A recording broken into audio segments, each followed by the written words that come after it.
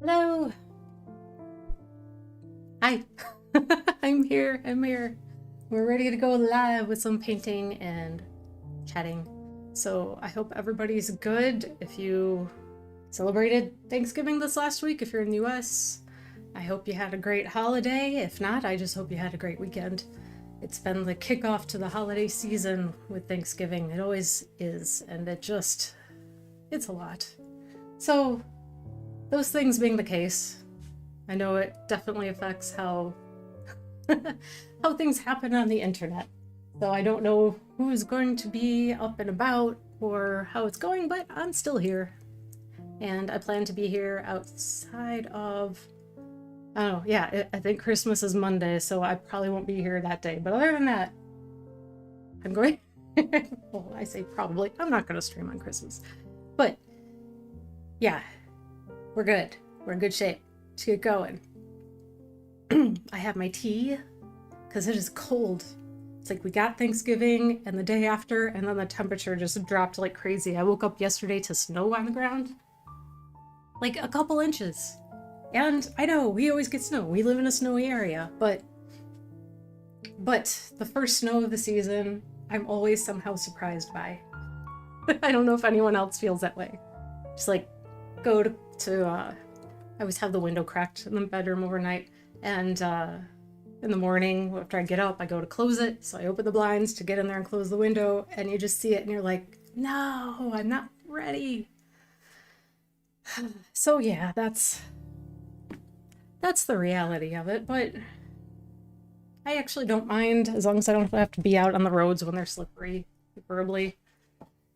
It's not so bad. Being indoors, in the wintertime is not so bad. Yeah. Okay, so yeah, we got snow and cold, under freezing temperatures, at least for a few more days, or at least through tomorrow, I think. It is what it is. It's that time of the year. We're just getting there.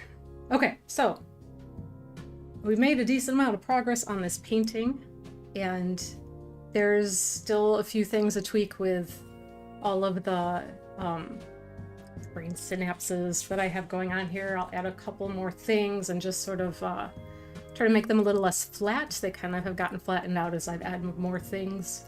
So I want to make them a little bit more dimensional, have a little bit more highlight insert to areas. So that might, for some of them, that's going to be pushing the shadows. For others, it's going to be pushing the lights, and maybe both. And I have some ideas for some other things I might do to wrap it up, but working on these is kind of a primary thing, and probably adding a few shadows as needed also back in or around the figure. I'd like to I'm going to put another pink little blob down here. It just feels too perfectly rounded and cut out. So that's where we are in this guy, and I'm kind of hoping to sort of finish working on this painting today, more or less. Like, I probably, whatever happens, we'll still have some things to do to it, and it might get to the point where it's the real minor stuff, which is probably makes for a pretty boring stream to work on that kind of thing. But I'd like to, move on to another project on here. Start another painting, probably. Though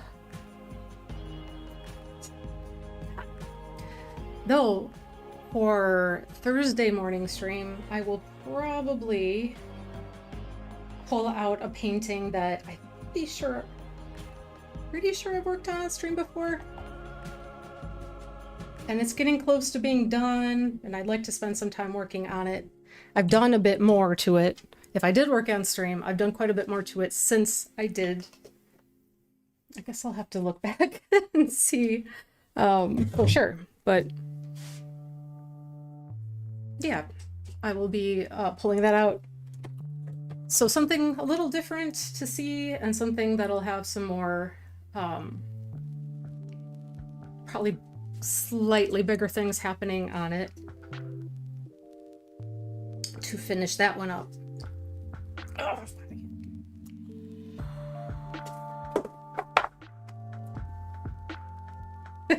Everything just fell off my desk when I went to grab my rag to get a good hold on here. Sometimes my paint tubes are my worst enemy. I think I've talked for weeks now about how I need to order some more paint, and I still haven't done it. Because the minute that I stop streaming, I promptly forget. It's only when I'm literally putting paint on my palette that I remember I have to do that. And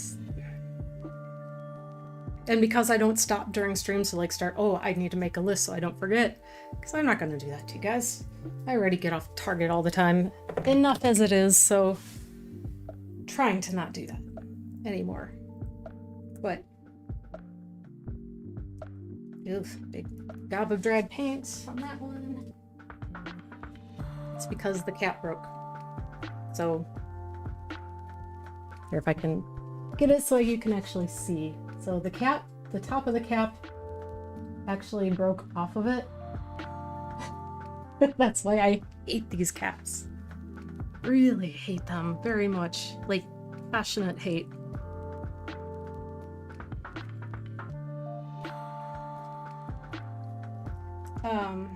There we go. There's still gunky stuff in there that I can't get past.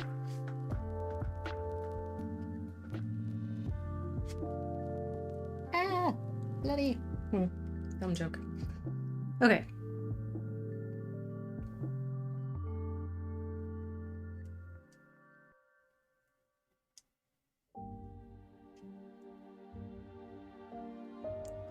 Yeah, so this isn't the greatest situation for trying to close this tube.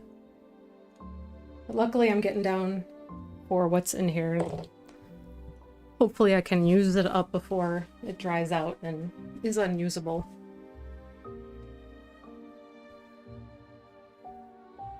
Okay, so right now I'm just kind of building my palette. Grabbing what I think that I will need. I shouldn't need a ton of any given thing. I started putting out a big gob of white paint before I'm like, wait a minute. Not gonna need that much, probably. That was just... I think I'm having some allergy issues, because I can kind of hear it in my own voice. I can feel it in my throat when I'm talking. And just a little bit of like itchiness, so... Something about the cold and the damp, maybe. Or indoor allergens, I'm not really sure. Okay, here's another one where the top broke on me. It becomes such a problem. And they're different brands.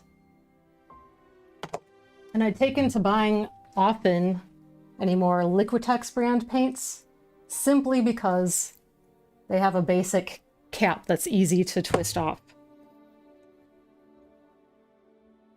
Are they necessarily the better thing? I don't know. I don't think they're any necessarily worse, but that is my entire reasoning for buying them, because the caps don't break when you're turning them or grabbing them.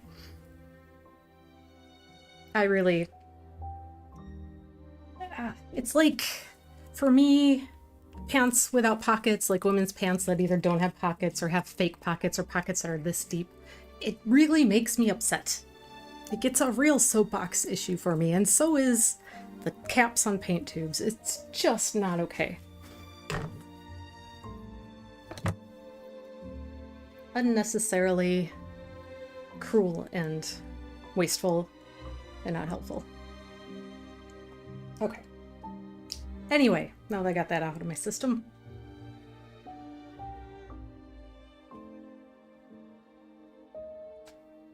I think I just need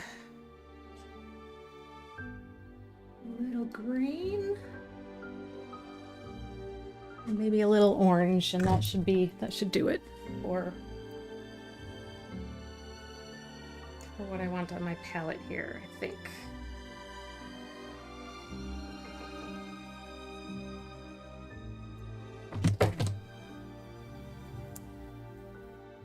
Oh, and then my dark my Payne's Gray, which is my dark neutral. Oh, get on there. Caps, paint caps. Seriously. Struggle is real. More real than it should be. I understand that's first world problems, but...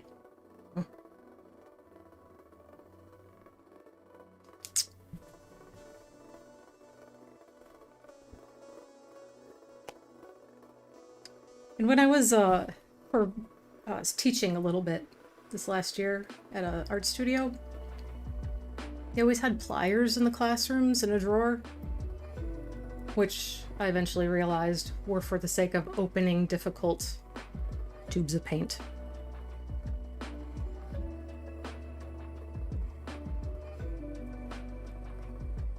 However, that works as long as you don't break off the top of the cap. Right? Because that's a problem. Ooh. This one. This is a red I need a little bit of. Just a wee bit.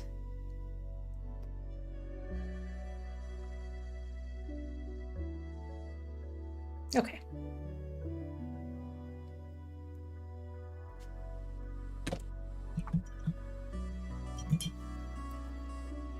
All right, where should we start?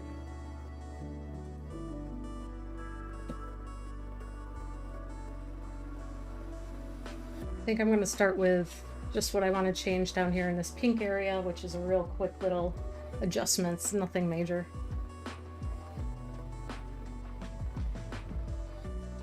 So I just need to mix up and basically match my color.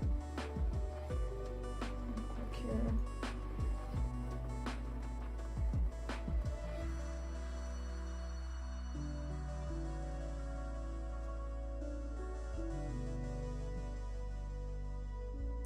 Be it.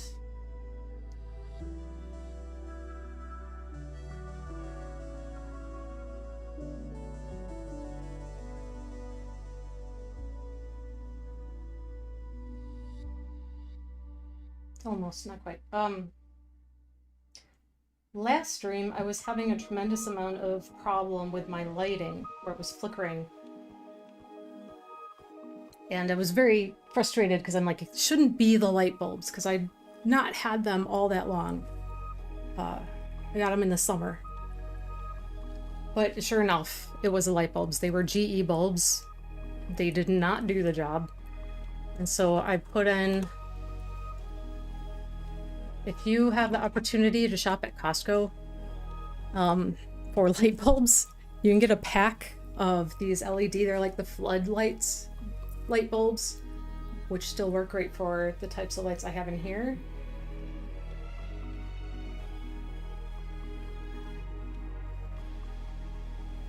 And they are pretty much exactly the right level of power and color correctness and everything that you want for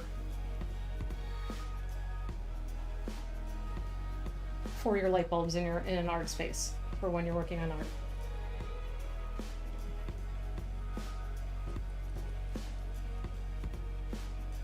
Which is around like 5,000 to 6,000 kelvins, the per your temperature, and the C something,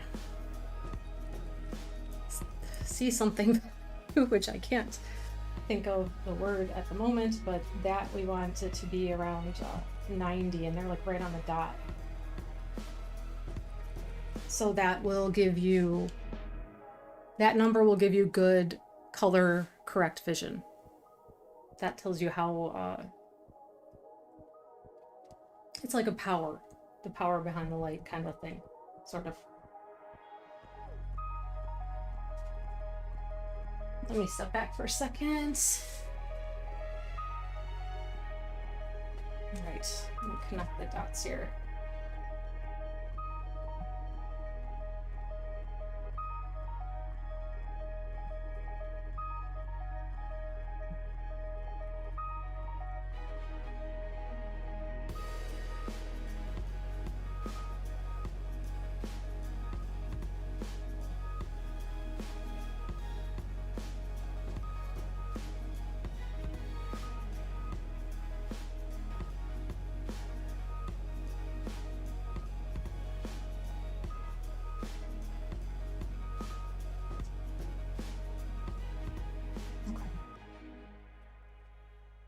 like that a little bit because it looks more like she's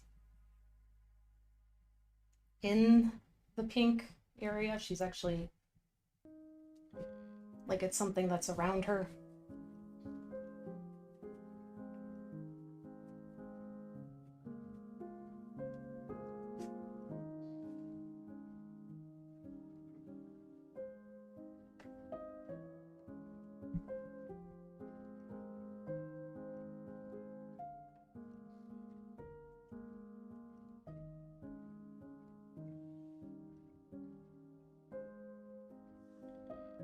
Yeah, I think that works okay. I like that better anyway. The red that I'm using is a little bit transparent, so I'll probably need to go back in and touch up right in here a little bit after the first layer has a chance to dry.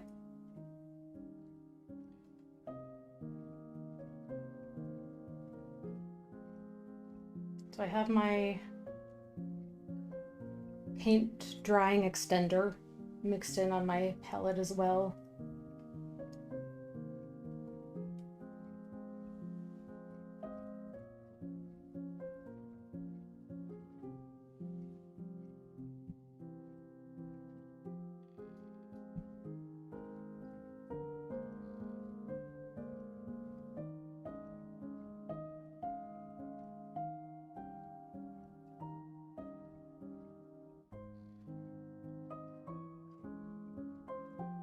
See, and then you keep messing with it instead of letting it dry first. Then you start actually picking up the paint instead of leaving it set where it should be.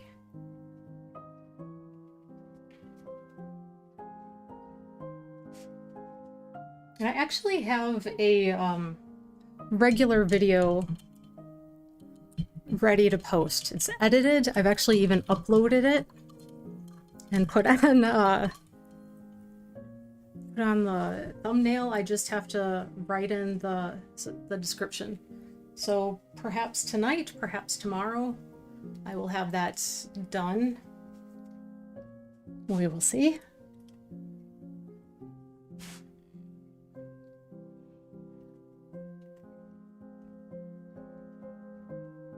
Okay, let's keep moving.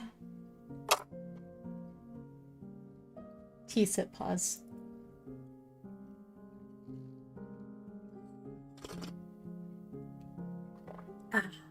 This is really good. I am really digging this tea that's it's an herbal blend with like adaptogens in it. Tastes good. And it doesn't have caffeine, but it still kind of makes you feel alert.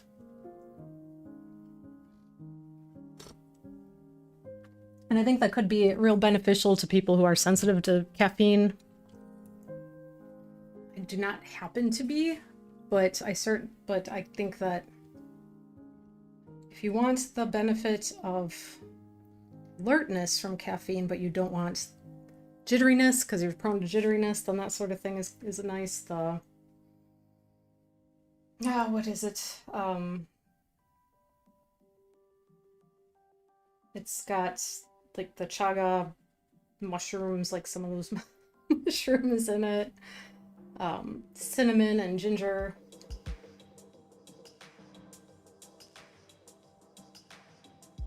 So it tastes really cinnamony, really pleasantly cinnamony, but without being like the spicy quality that a really strong cinnamon can have.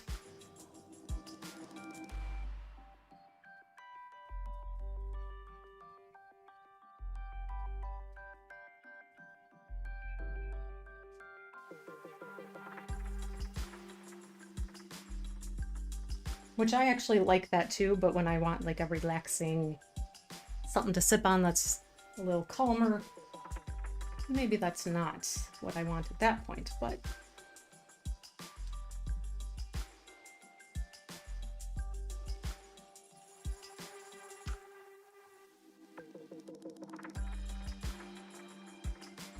like fireballs, remember fireballs, candies, hard candies? I don't know.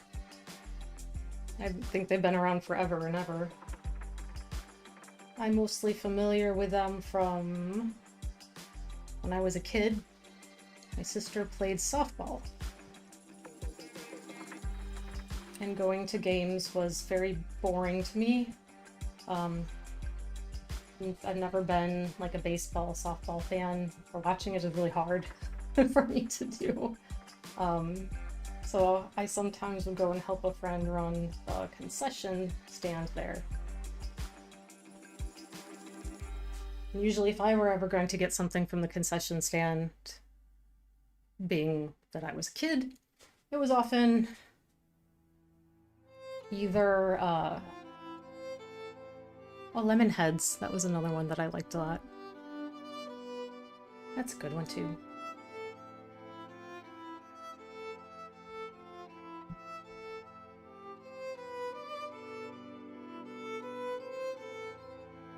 Oh yeah, this.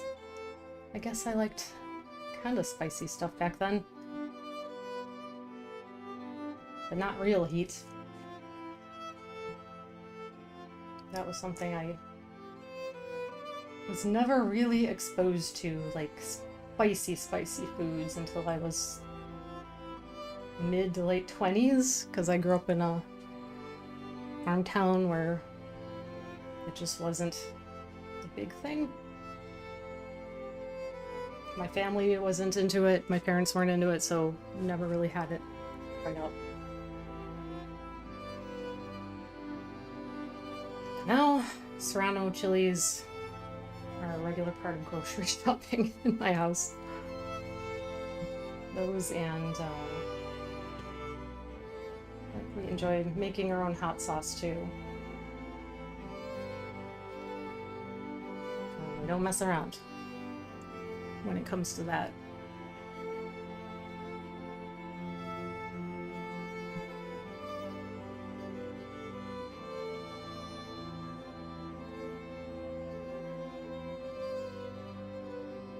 Okay. I think I'm happy with that for kind of making adjustments to that area. I kind of just had it pink swipe, but it wasn't doing anything for me, so I might need more shadow, but for now that will do as I continue working on some other areas. So let's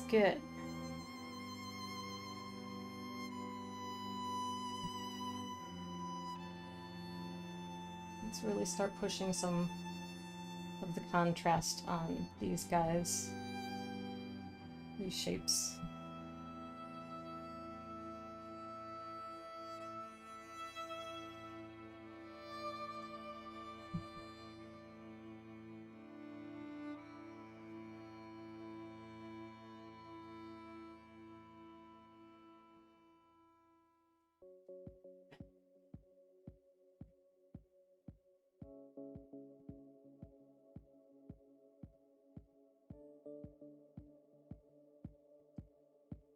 We hosted Thanksgiving here, so that was 2 families.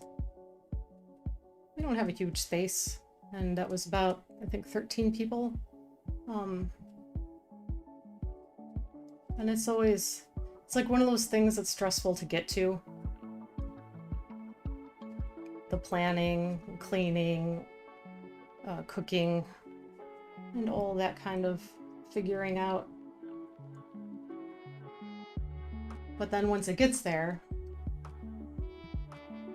once you get to it, actually get there, it's always usually a really nice time.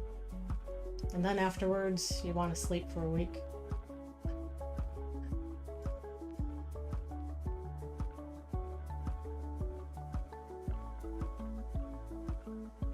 But it's an interesting thing if you're like self-employed and you take time off around the holidays, even out of necessity. Didn't work on Thursday, of course. That was Thanksgiving. The day before that, just barely, a little bit, because it was a lot of preparation. And the day after, on Thursday, I had a house guest, so I just got a little bit of work done, not a ton.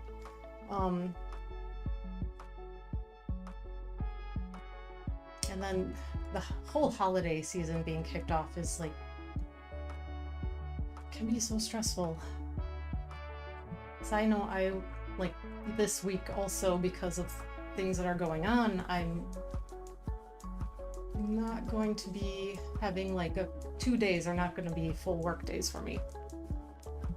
And after last week having a few days that weren't, it's like you feel so behind. So it's really important to kind of like manage that feeling of stress or being overwhelmed.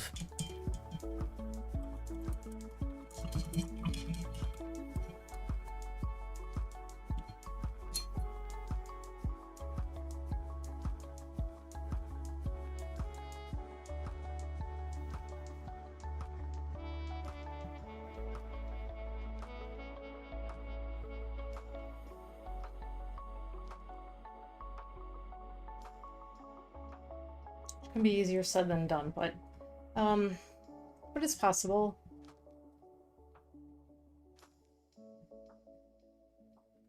I'm trying to manage my expectations and like kind of put things into better perspective.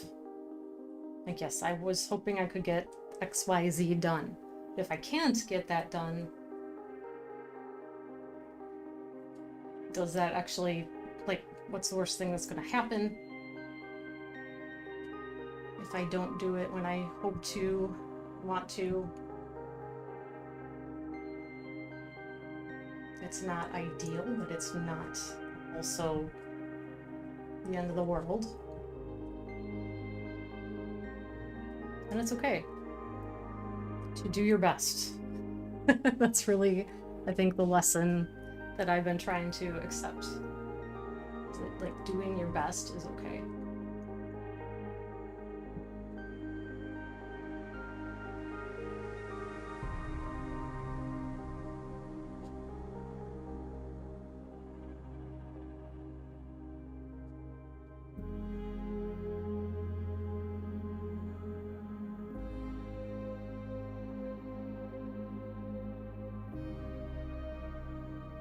And for anybody, somebody who's neurodivergent,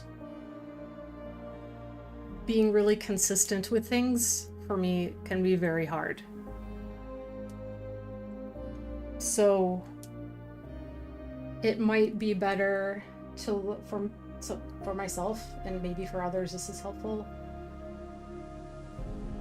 Somebody gave me this advice, and it's really, I think, good advice, is to look at things as less being consistent and more persistent. Because if I'm measuring myself against, I must do XYZ every week, because otherwise I'm not doing the things I'm supposed to do, and I'm going to fail, is just setting yourself up for failure. Because the reality is you're going to struggle with that, at least if you're like me. But you can take this and kind of apply it to a lot of different things. If you change it from, I have to do this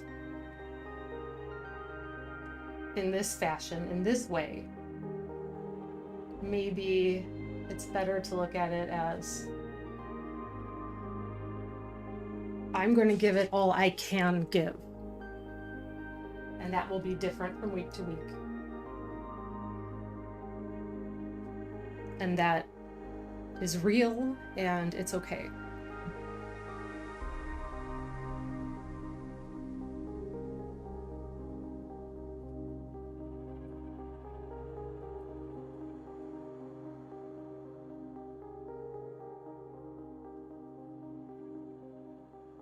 So here's something else that's kind of real with neurodivergence. And you know how sometimes you learn about something or something you become aware of, and then suddenly it's like showing up in a lot of places? So that's happened to me because something that I've been working on is kind of a very deep-seated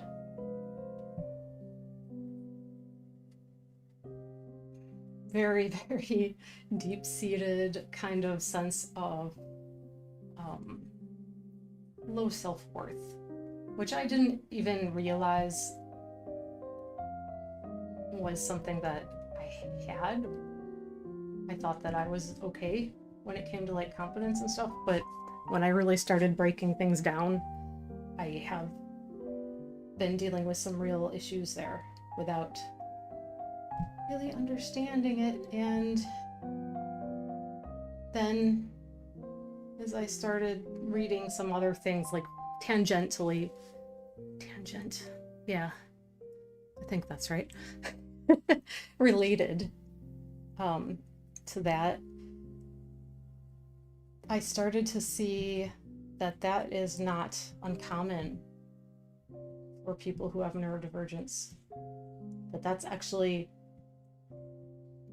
almost something you can expect if you're, especially if you have a late diagnosis, because there's a lot of judgment that comes from externally and comes from yourself about what you're able to accomplish or not, and why, maybe why you can't do the things that you ought to be able to do. Why is it so hard for you when people can do this fine? And we internalize all that stuff, and it creates our expectations from ourselves of what we think that we can do, are capable of, are worthy of.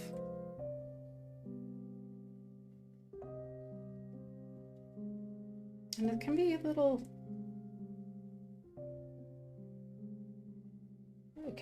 brutal, especially when you realize how much that's impacted the decisions you made over your life, the things you weren't able to succeed at, and then set the bar lower because of that, your expectations.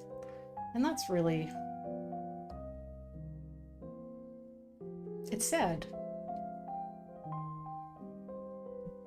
Like, it's sad for myself, but it really makes me sad for anybody else that feels that has experienced that, whether they realize it or not.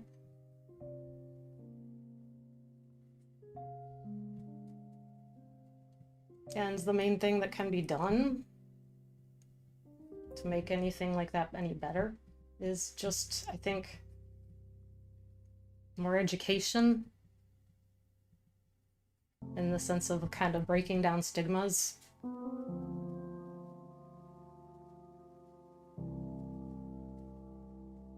And barriers to getting diagnoses at the point in your life where it's going to be the most helpful.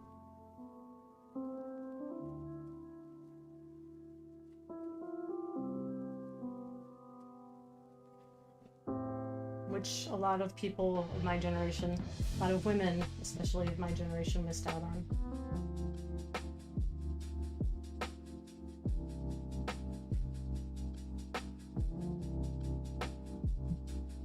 So you find yourself in a position of having had a long time of things not working well and struggling and never having understood why. Outside of the self-judgment. And it's really brutal. It's a brutal way to be. It's a brutal way to have lived, and it just makes for really disappointing, not great outcome for a lot of women.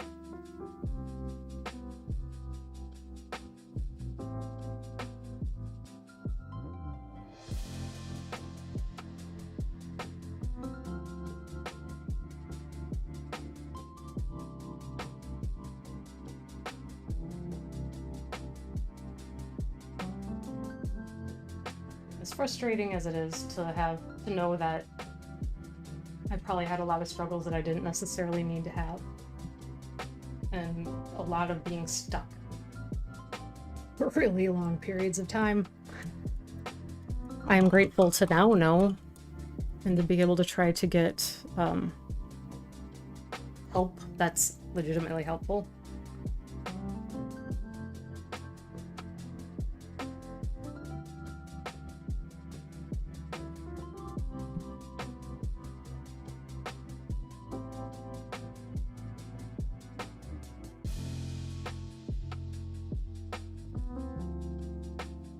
And that provides hope, I think.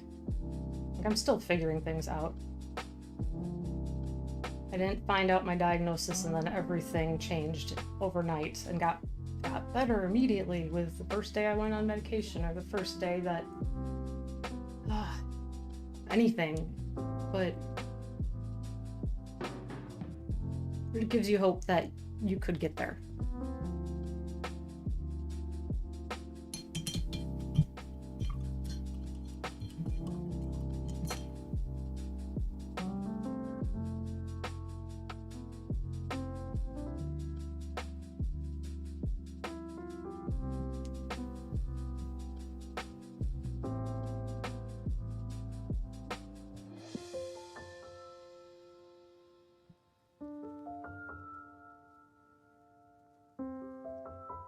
So anything's possible.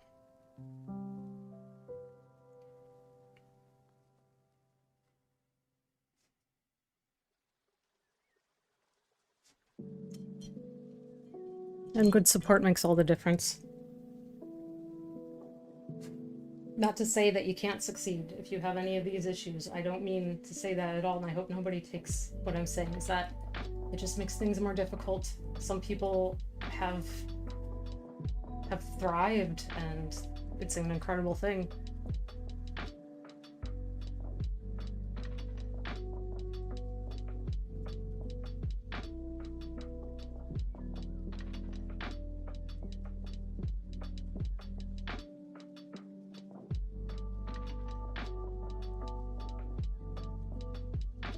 Kind of trying to find where the proper dark is for my yellow. Because everything I'm building up doesn't seem to quite get me the dimensionality on that I want. So we gotta just keep going a little darker, I guess.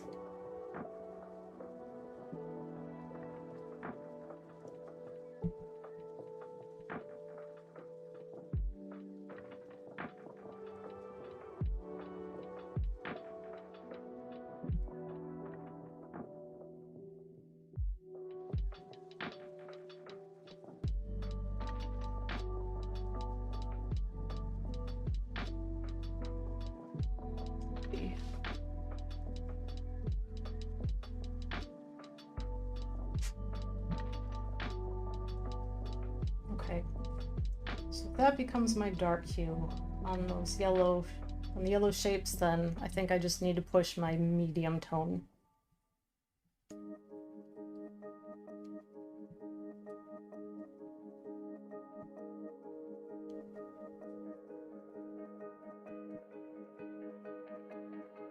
Which is not a big deal. So if I get my darks in first,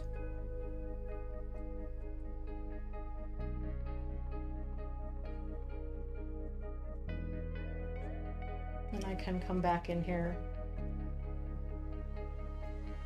and make adjustments for the mid-tone, and that will hopefully get us pretty close to where we want to be.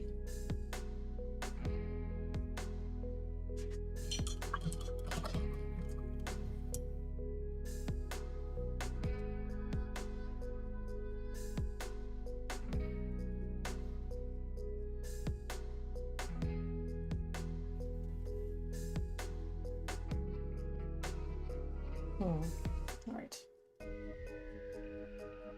Get that mid-tone. Might be it.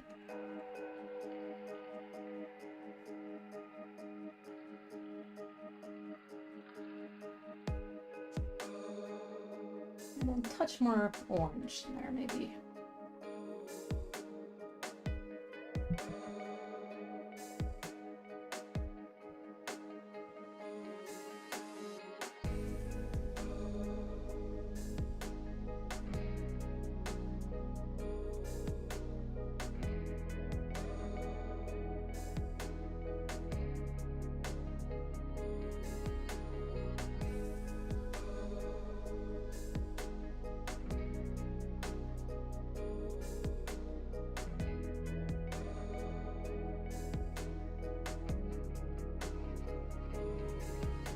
Oh, there's my kitty.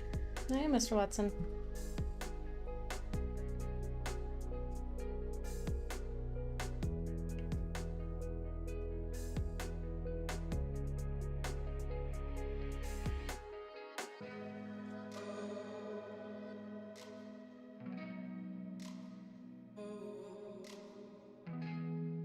Okay.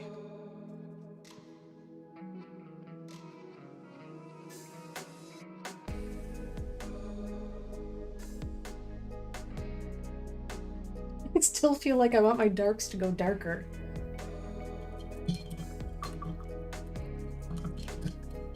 It's the yellows. The yellows of throwing me for have been more difficult here.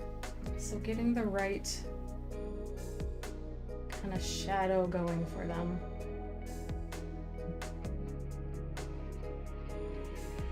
It's a little too much red in there. Let's see.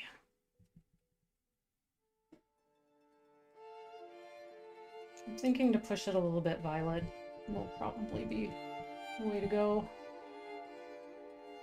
Without getting it to be too red. Here we go.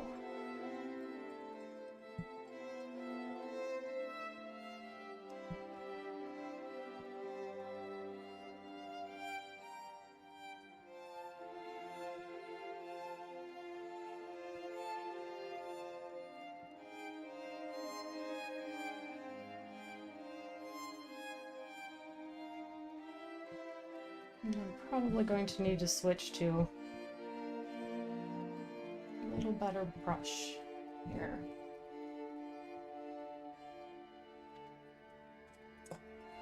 And actually, before I switch, just another one with a little more mid-tone on it so I can kind of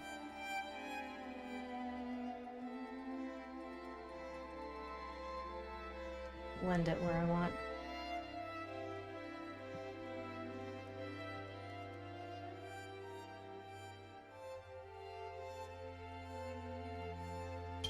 It's funny, my partner is watching that show Andor, which I didn't see any of, but then there was, I guess, 2 episodes left that he wanted to finish, so I put that on last night. It's kind of weird to watch, like, the last episode of a show, when you really don't know what the heck's going on or who anybody is. So I half watched it, and I cannot tell you anything in terms of like a recommendation or what I thought, because I just don't know. I did not see enough or know what was happening. I've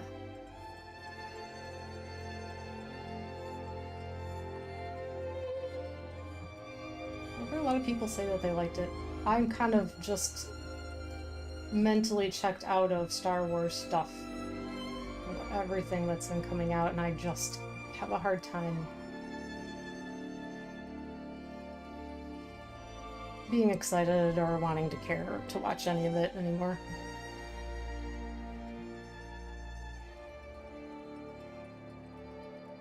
Maybe I'm just getting old and grumpy. It's possible. I still watch a lot of ridiculous things. That was one thing with having some days off this last week.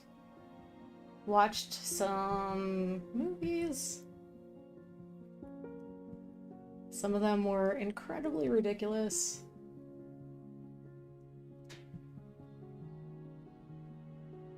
So I guess that I would probably recommend the one, well, maybe both of them for different reasons. Benny Loves You. A friend of mine had actually recommended I check that out, and it's pretty ridiculous, and super violent, but fun and silly, and has this kind of like weird, emotional center about nostalgia for your childhood toys. So it was certainly interesting. I mean, there were a few scenes where it really, like, makes you stop for a moment. But, yeah, that was a very interesting watch. Would I call it like a bad movie, though? I don't think it was actually like a bad movie or a B movie. It was B, probably. It was relatively low budget. And it sort of feels like definitely spawned off of the experience of the Tickle Me Elmo dolls being a huge rage several years ago. Quite a few years ago, I think. I don't really know. It was not a part of my existence, but it definitely has Tickle Me Elmo vibes.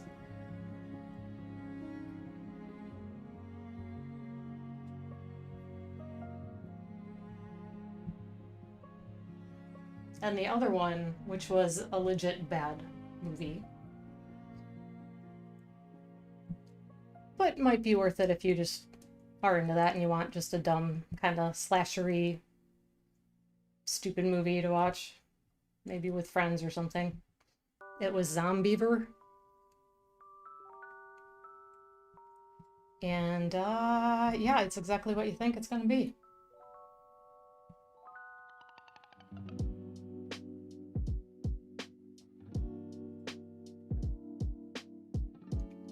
So maybe a little, what was that movie? I don't know, I can't remember things. That Eli Roth movie, Cabin in the Woods? No, that's not right. There's a lot of cabin movies. Whichever one that Eli Roth did back in like late 90s, early 2000s. It was kind of like that, but beavers. So if that sounds entertaining, it was properly ridiculous. And pretty much all the characters were pretty unlikable, so you don't feel bad about any of them, anything happening to them.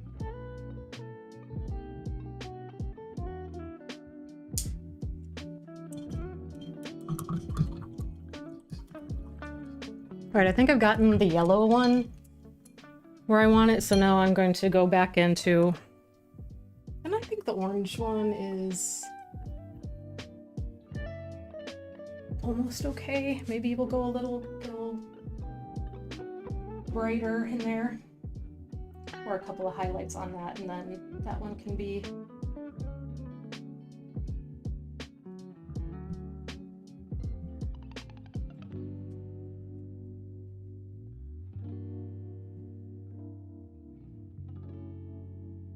I'm using this dry extender for the acrylic paint, which allows me to work kind of, it's a medium that's it's specifically designed to make the color dry a little bit slower on the canvas and on your palette, but it also has, like, it allows you to kind of blend out what you're putting on a little bit easier than would normally be the case for acrylic paints.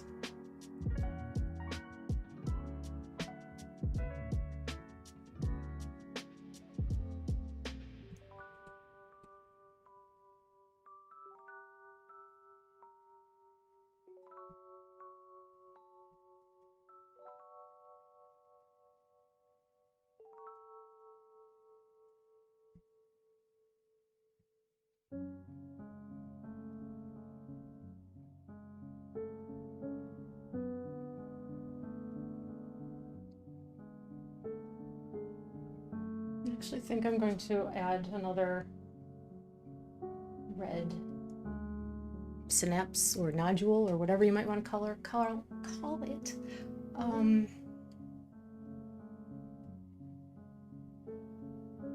Bring it. I had this in my head earlier.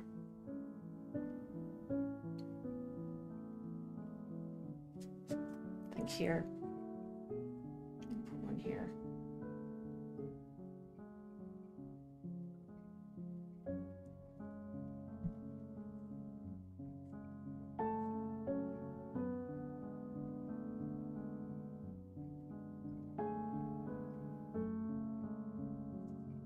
And because orange out of the tube is a little bit transparent, definitely need a couple of layers.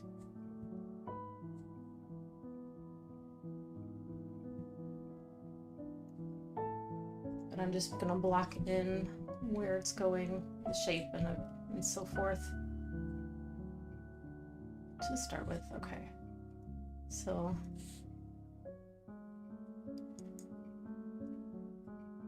even though I don't have a real tiny brush, I got like a number, oh, it's like a number 4 round. I can still get a nice sharp point with it if I just sort of, if you don't get it all gobbed up with paint.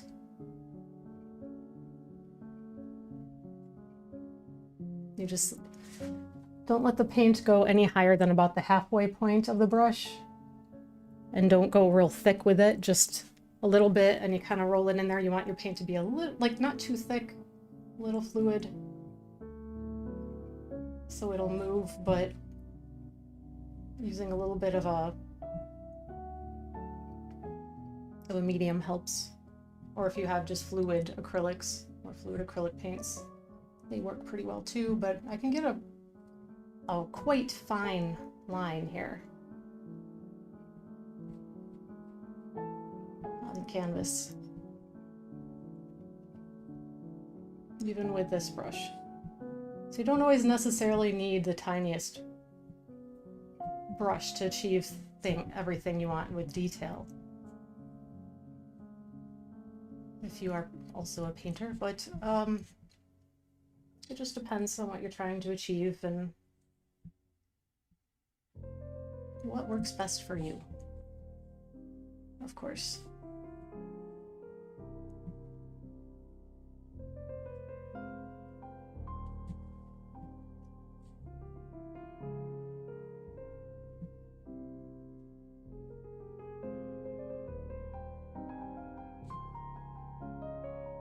I had somebody reach out to me on my website and sent me a resource, an article, like a research page that was really very good.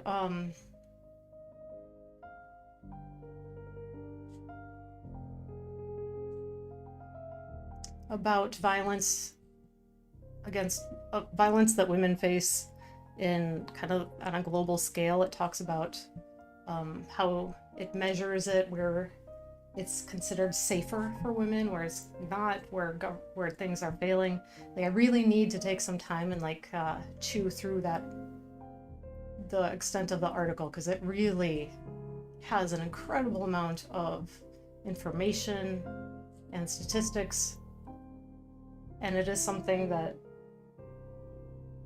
matters to me as somebody who is very concerned about like women's mental health, because women have higher rates than men do of PTSD, and that's often due to violence that women face, often in a more domestic kind of situation.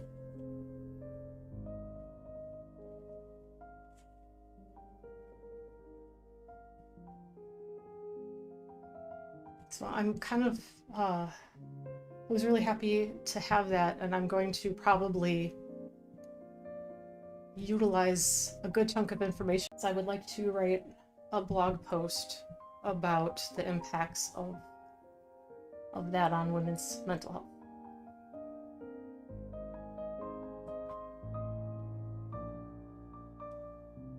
I mean, just last week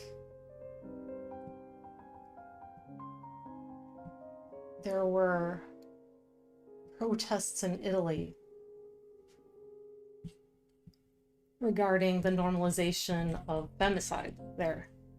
And then ironically, when you look at the research paper that I had, Italy ranks very high for safety for women, even though it has very high rates of femicide.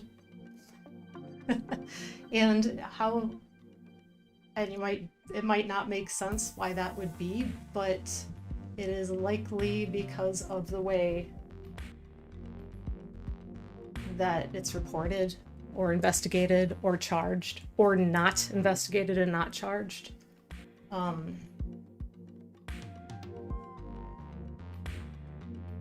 Yeah, it's hard to know exactly.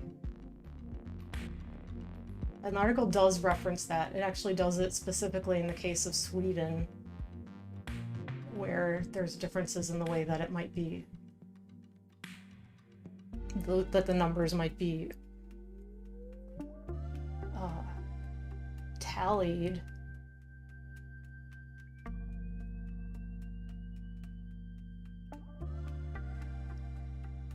Or looked at. So the US, let me tell you what, does not rank well. It does not, and I'm not surprised. I was not surprised by that at all.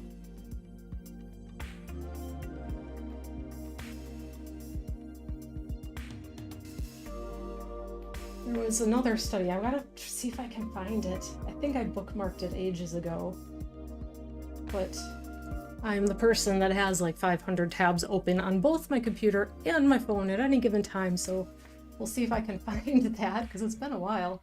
But a really interesting study or survey, a study based on a survey, where it was asking women questions about their experiences with assault or harassment, and self-reporting, of course, which is what's really interesting about this, because we've all hear, and I don't know if the statistic is the same for everywhere in the world, but I know in the US they say that 1 out of 5 women will be assaulted in her lifetime. I'm sure many people have heard that.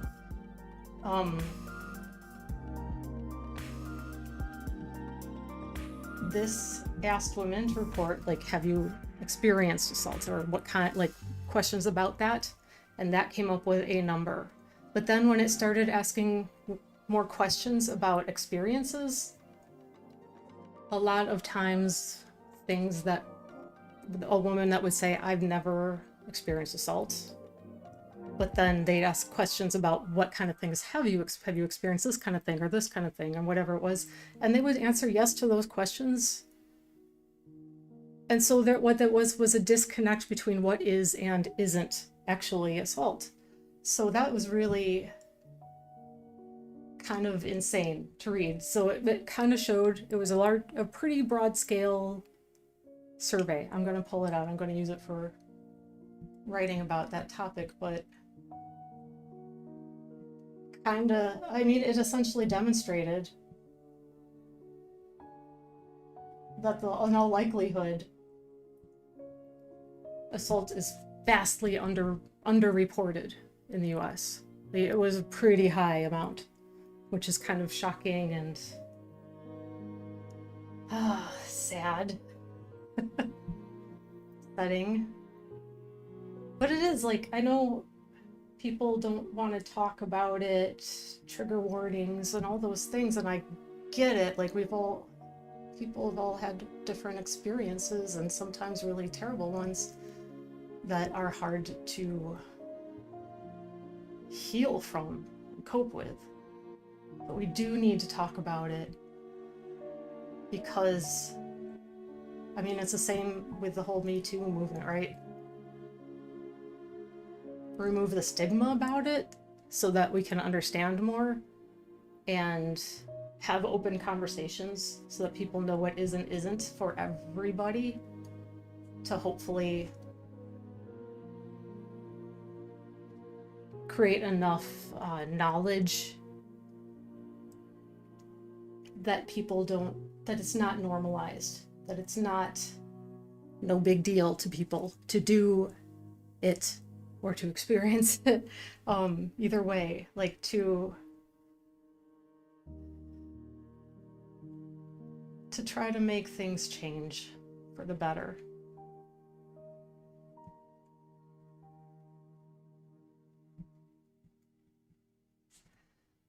All right, so that was a whole thing.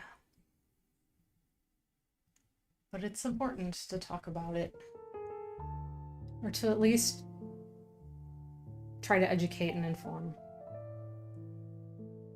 And it's the same thing with anything that affects, I mean, I talk about it from the standpoint of primarily women's mental health, because go figure, I'm a woman, it's what I know and it's what I'm familiar with, and I am aware of things and issues that are particular to experience.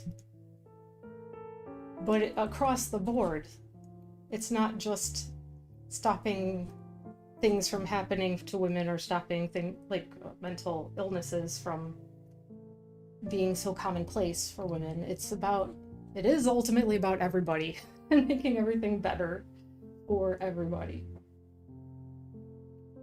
That is what's important.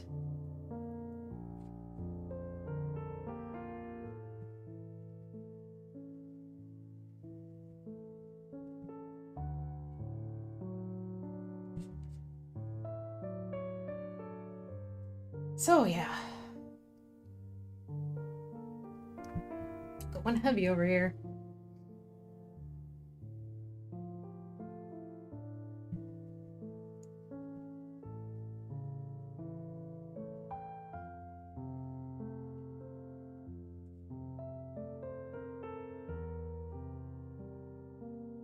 So yeah, I don't have any solutions. I don't know the solutions to things, but all I know is that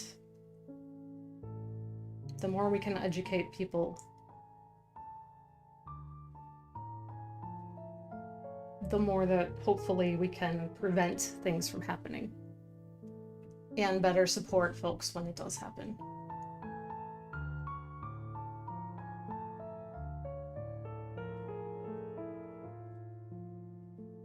Another thing from that self-reported survey that I recall is there were a lot of instances where people that reported in the survey that it happened to them, because it was an anonymous survey,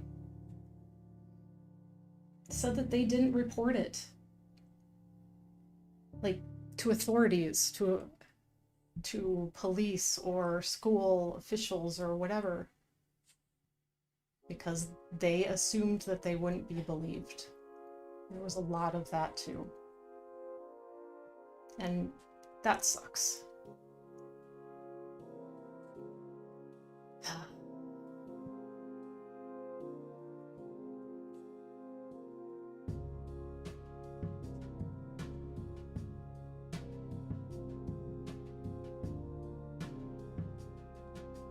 All right.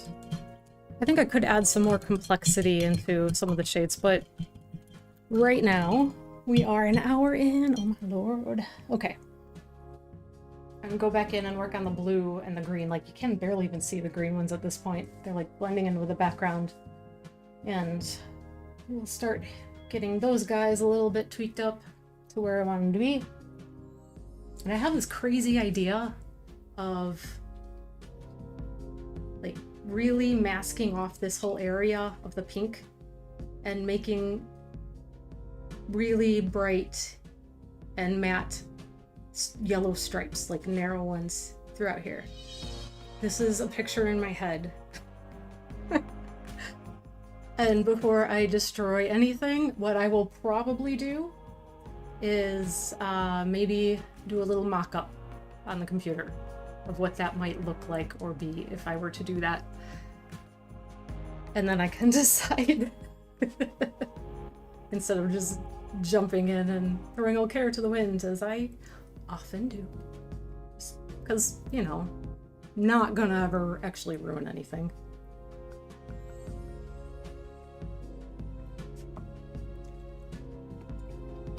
It's all... I mean, yeah, worst case scenario, paint over it. That's the thing with acrylic paints, right? One of the advantages. You can always paint over it, or even gesso over it, completely start over with an idea and do it differently. There's so many things. Nothing to worry about.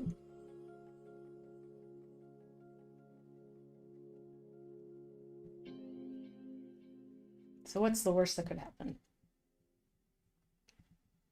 If you hate it and it doesn't work.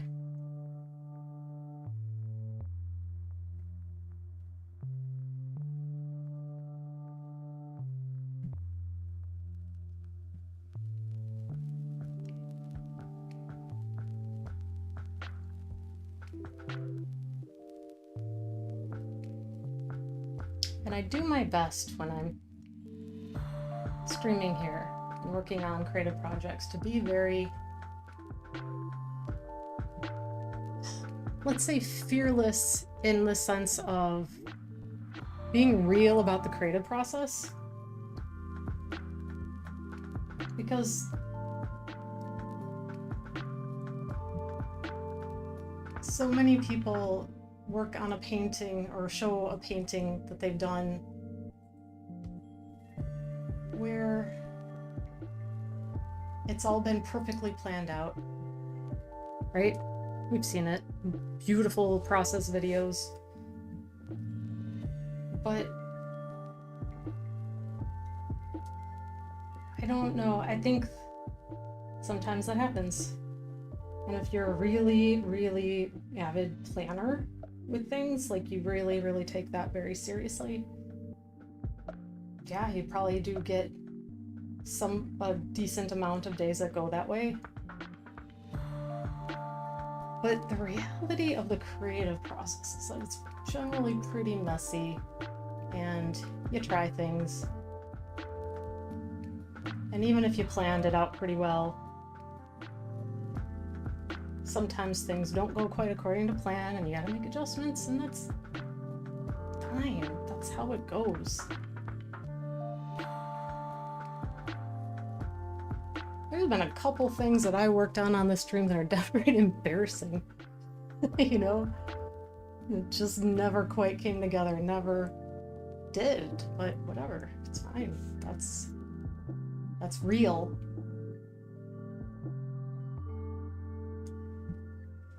It is very real for that to be something that happens and that you deal with.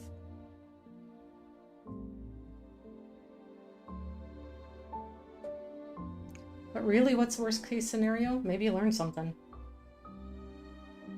Try something. Well, that didn't work. But maybe if I did it this different way another time. Or hey, it didn't work, but that was kind of fun. And if it's not working, sometimes, here's the even better part. You just go nuts on it. I've done that more than once. Something's not going the way you expected it to, so it's like, all right, I don't think this is gonna pull together, so let's go just absolutely bonkers with it and do some experimenting with some mediums and play with it.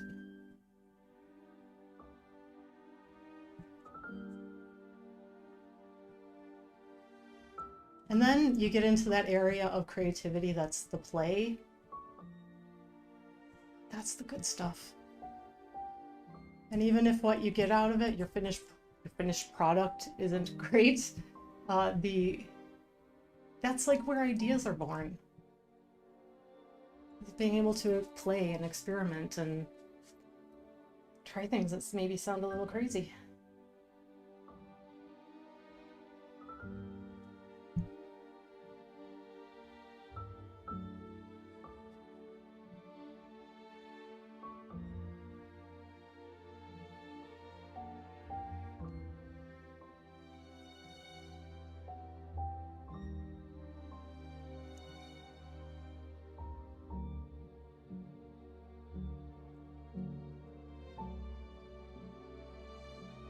And even if you don't have a huge breakthrough when you're playing around and creating, there's so much value to just doing that anyway.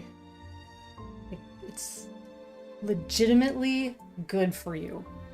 Like, good for your being, good for your mental health, good for all of it.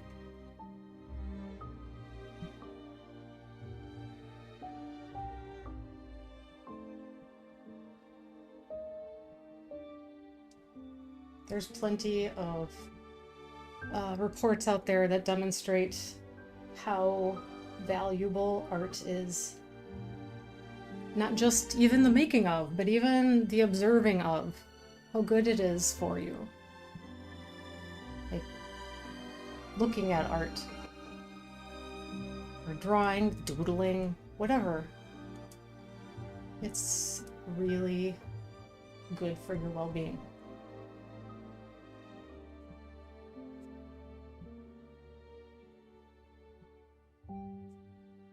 I mean, that's why art therapy is a thing, right? People wouldn't have degrees in that if it wasn't a legitimate benefit, if there wasn't really something to it.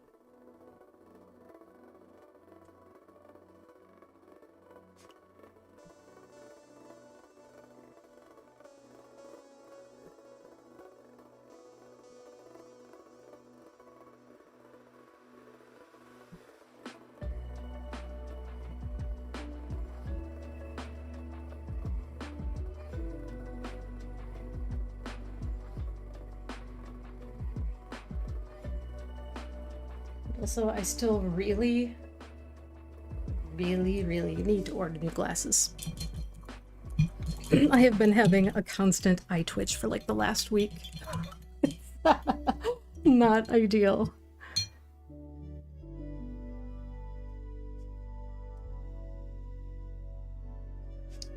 But it is what it is.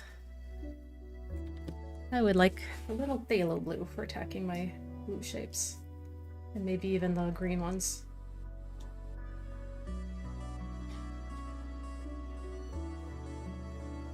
I really like phthalo blue for it. It's like a transparent shade, but when you blend it, when you mix it, especially with like whites and things, oh, it's really nice.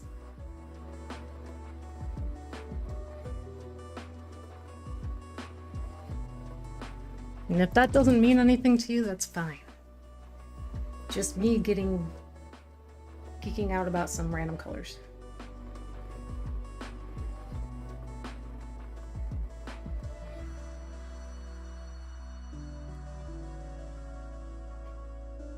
It's this color. I don't know if I can really show it to you. Come on, light. No, that is just dark. Okay, I'm just gonna lay some down. Ah, it's so...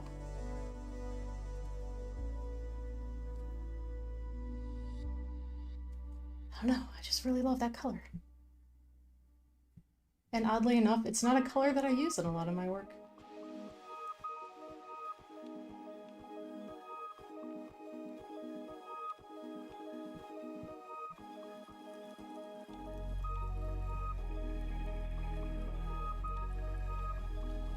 And for the sake of what I'm doing here, it's kind of like the mid, I'm letting it be the mid-tone of the blue.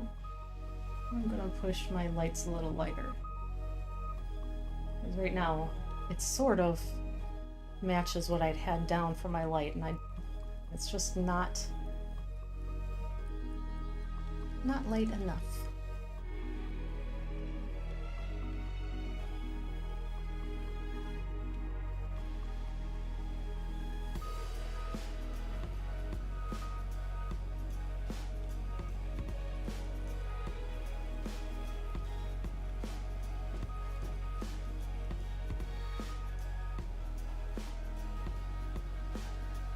I got something to eat before I started the stream today.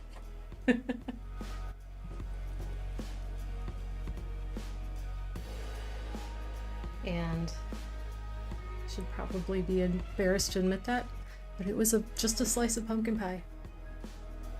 It's like, that's dinner. I'm good with it. Not the healthiest thing. And I don't usually like a lot of sweets, but I have it. Like, I just have all this stuff we got left with. We tried to send leftovers with people, but then you just end up with all this food. I guess I'd probably freeze it, but there's like, when you're down to like 2 slices or something, it's like, whatever. If I freeze it, I'll just forget it exists. The other thing, I have a metric ton of cranberries. I have to figure out what to do with all of those the cranberries that's left. Mary Beth, hello! Oh yeah, the time up north was good. And I hope your time, wow, overseas was good too. It's good to see you. Good to see you. Amazing opportunity to travel.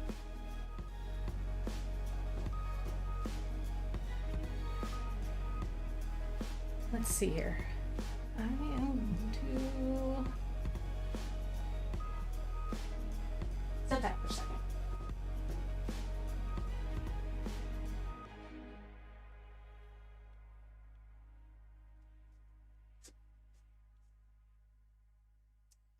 It's a weird kind of, I think I just got paint on my face.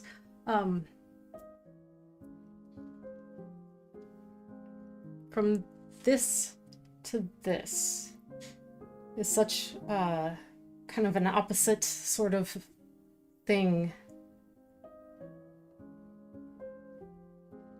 But I kind of like it. We'll see. I might have to punch some things up in here too. Poland was awesome. So clean. Oh, interesting. Very cool.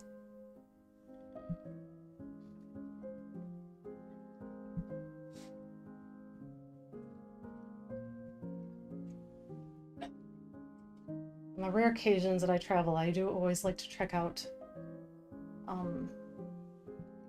museums, art museums. Well, I have no particular plans on traveling anytime soon. I'm also really bad at it.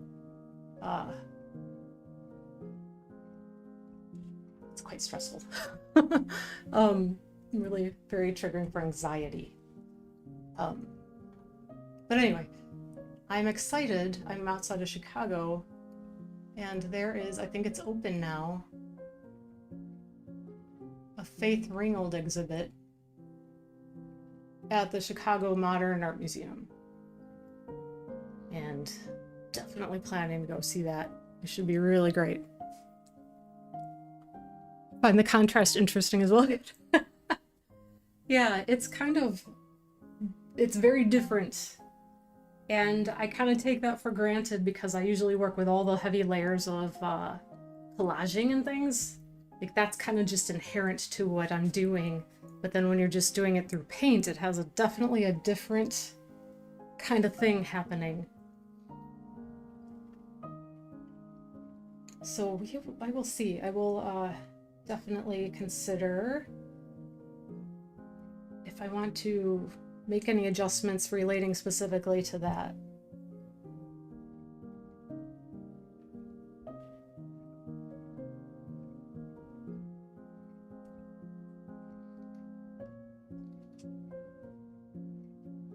And I probably will not have that decision made. Probably not tonight. I'm guessing. Most likely.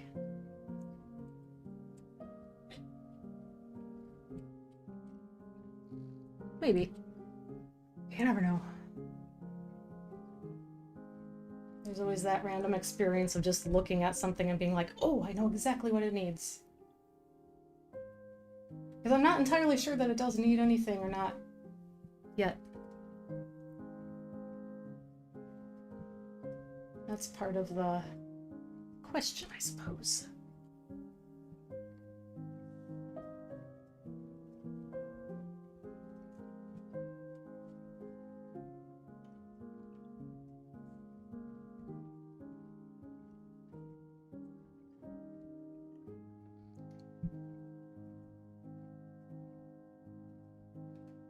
So yeah, it was Faith Ringgold is an American artist who's really, she has some really amazing paintings, and she does these quilts.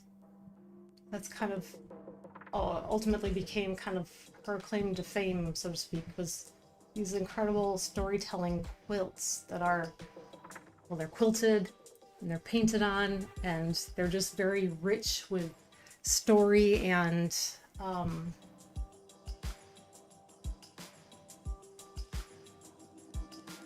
like messages. They're really lovely.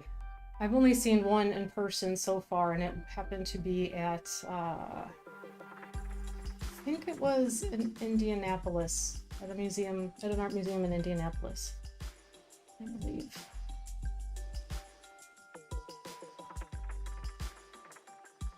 But I really like her. I painted a portrait of her when I did my 100 paintings in 100 days of 100 inspiring people project a couple, God, 2 years ago now, I think. She was very much involved in pushing for like the Chicago, not the like the New York art museums to show more women artists, especially like minority women artists. And had some of the stories about her and like some of the things that women would do while they were protesting and such. And I think I recall one of the stories being about that some like carrying in rotten eggs into the museum and leaving them, like hiding them around. So there'd be something radiating a really awful smell, but museum staff would try to figure out where it was coming from. So that's kind of, I enjoyed that story very much. And we still, I mean, a lot of that was in like, what, the 70s and the 80s that people were really bringing that to the forefront. But gosh, we have a long way to go.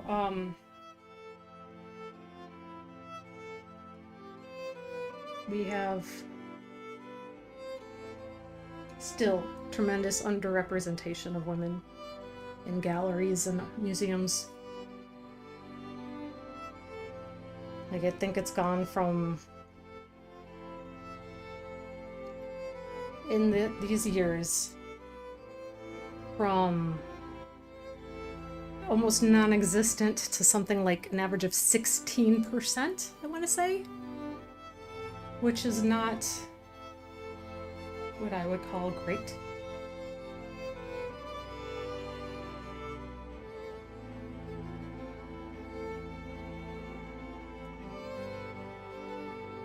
And again, this day and age, to really only come that far, it's not like of all artists, only 16% of existing artists are women. We know that's not the case. Or are men. No, wait. Okay. Let me say this in a way that makes sense to myself as well as you. It's not like 16% of existing artists, only 16% of them are women. That is not true.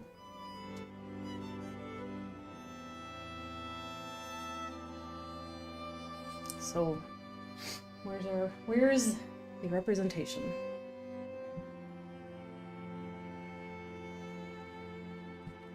And for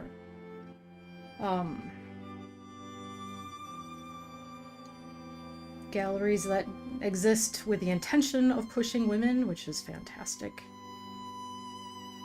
Glad they exist. But it's still not there.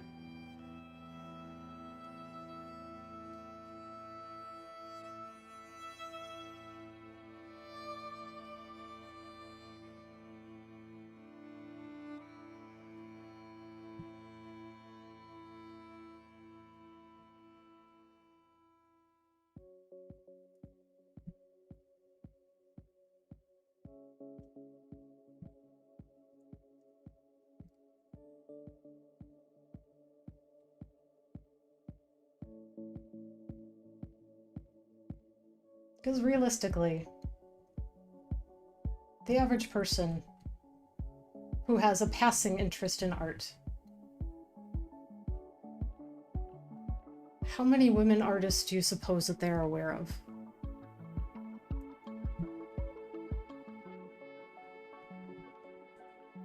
Who might it be?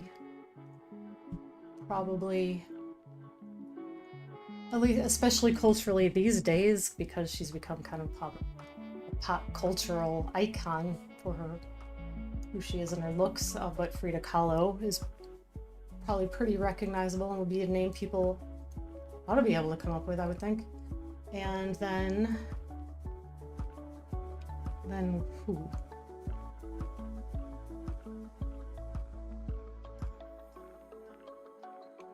Then who would it be?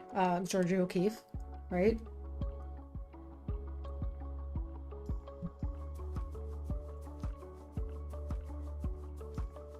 Is that it? Mary Cassatt, maybe? Maybe?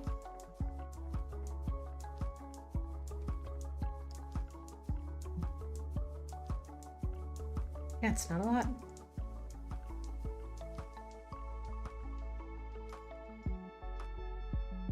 It's just not a lot.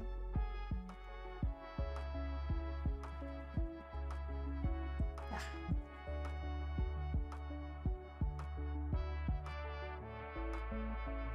Getting tacky. Paints are getting tacky.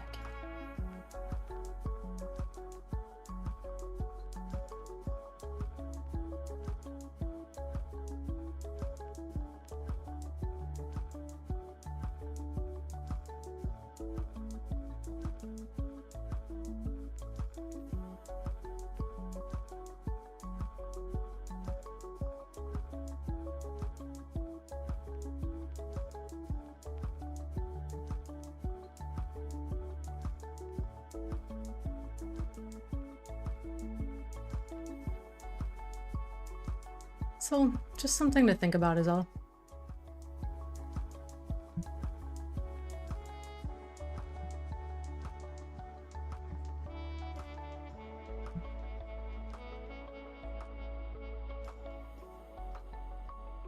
Yeah, when you see me start licking my fingers a lot, you know, to like rub at the paint, you know that it's getting tacky here, fortunately.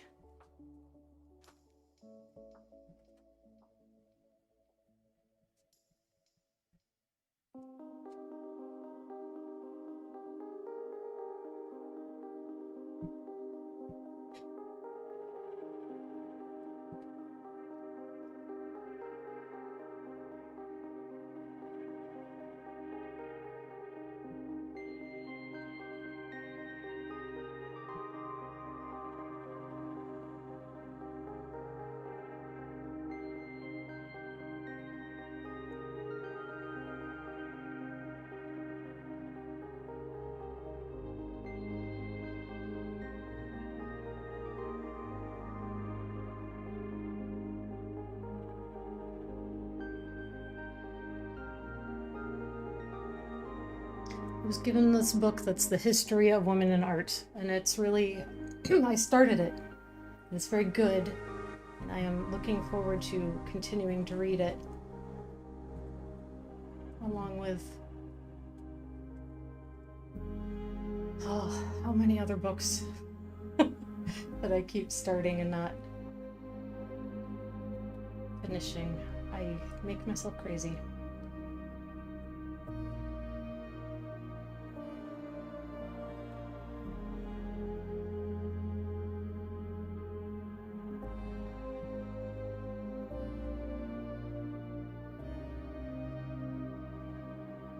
But it's kind of one of those books that's like both great and infuriating. Like you're learning about these amazing people that generally haven't been included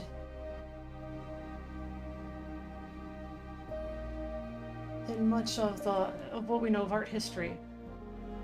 So that's awesome, but then the understanding of all the factors at play that make it that way.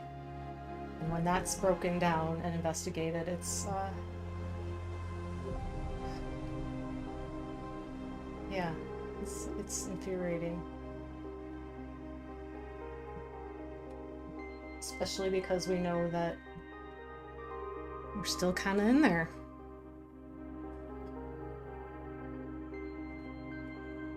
It hasn't been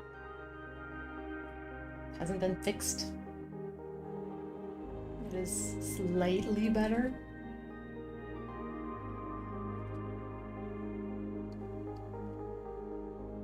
But there's a significant ways to go.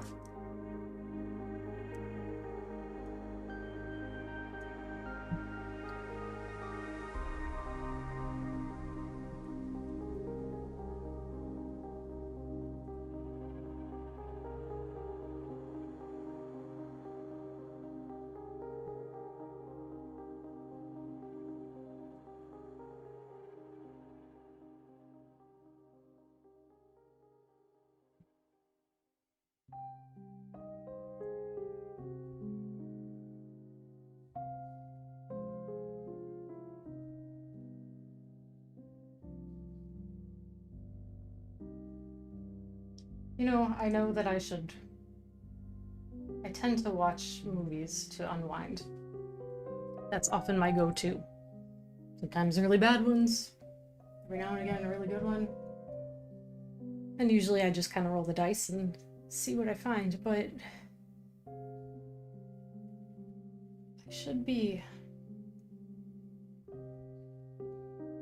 I would like to be reading more as my unwind, but what I struggle with is when I'm tired.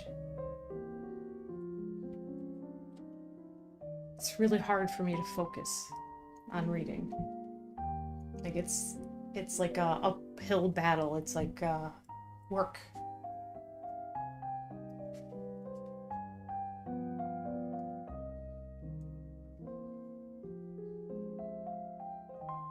So I haven't figured out the best way for me to like incorporate that more frequently into my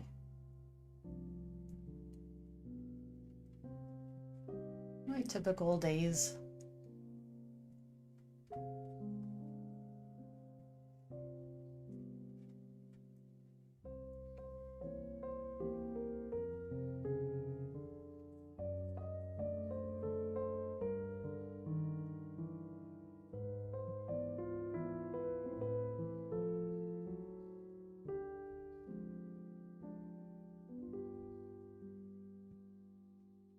I'm sure I could simply just be putting more effort into it as well. That's probably a no-brainer.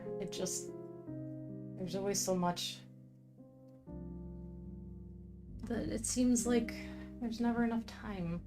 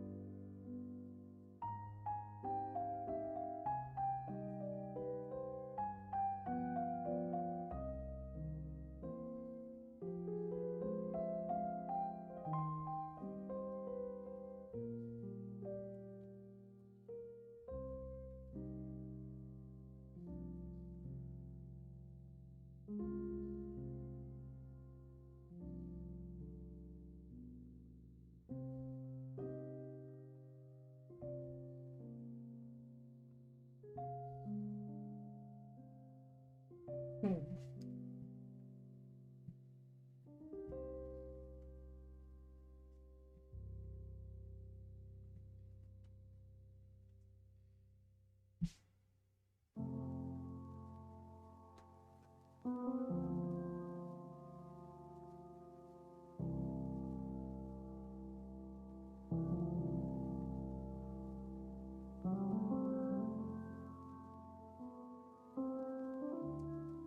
right.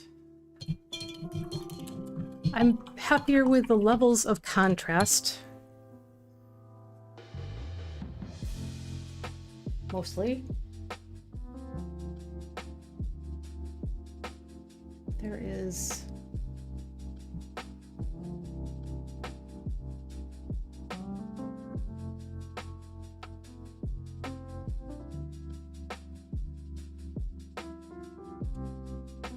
something that I would like to yet do, though. I think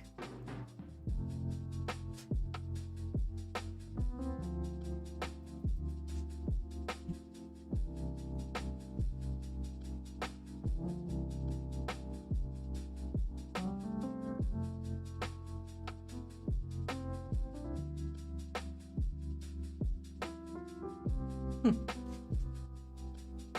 weird when I look at what the camera sees and it doesn't look like anything happened.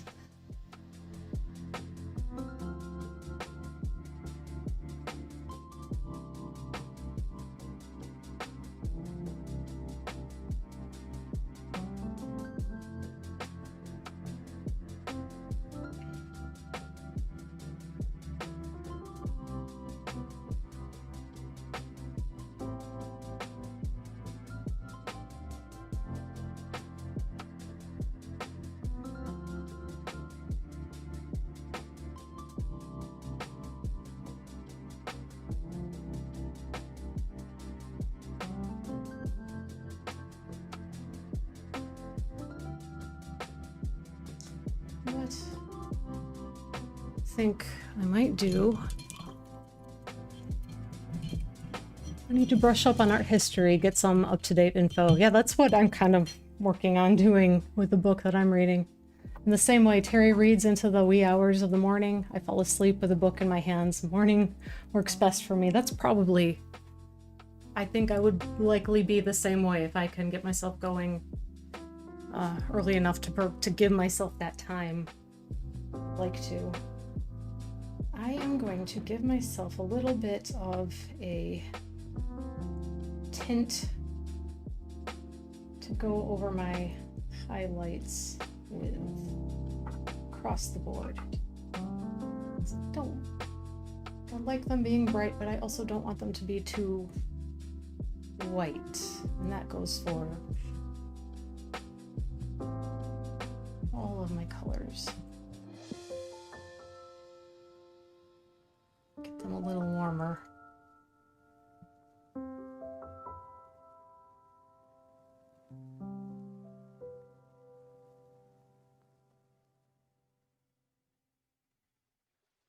And it's kind of, I think I would like just a little bit more complexity in some of this, like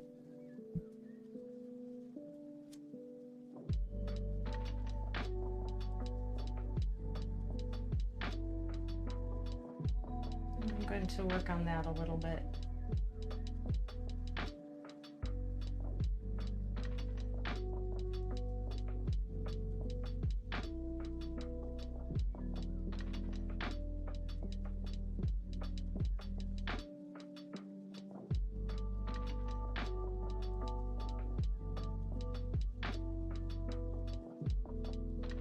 So I'm going to mix out with, yeah,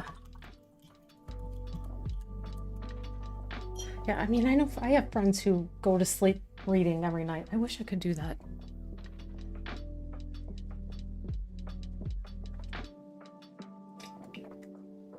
As I get tired, I like can't even, like, mentally or visually, it's like it's a struggle to focus.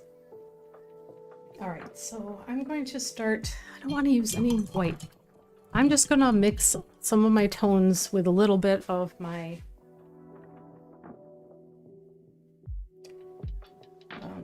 my medium. Let's see how translucent it should be. And kind of go in and just use that to add some extra sense of depth and into some of the colors.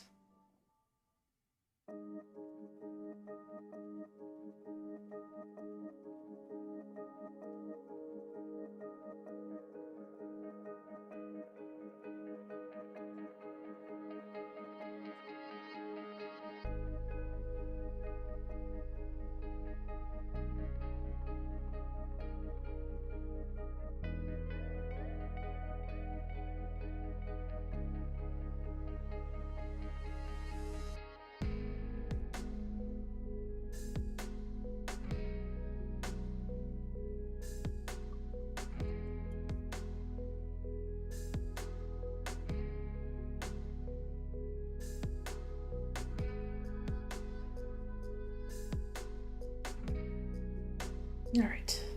What else? What else? That was some blue. Just a little bit of some kind of pinkish red. And some of these too.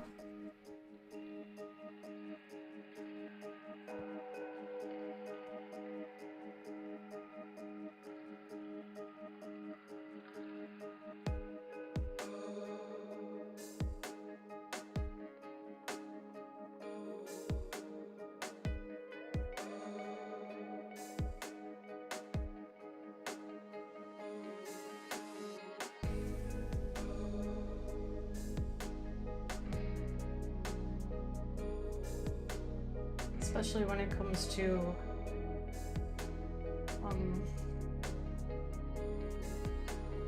colors that are complementary, so opposite each other.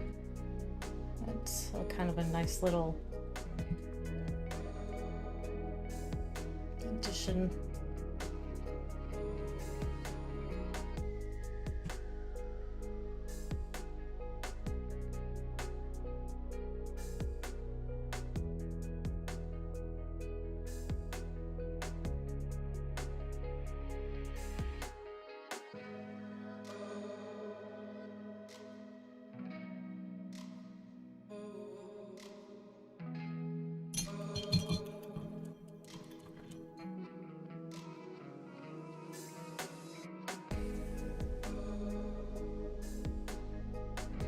And some green. Let me mix up a green tone.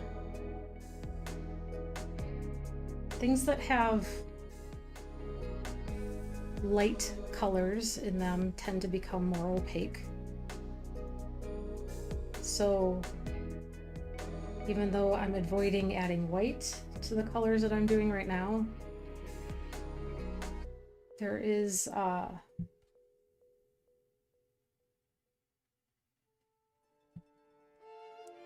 little too big. There's an opacity that comes from anything that I'm adding much yellow to. It just kind of naturally has that effect.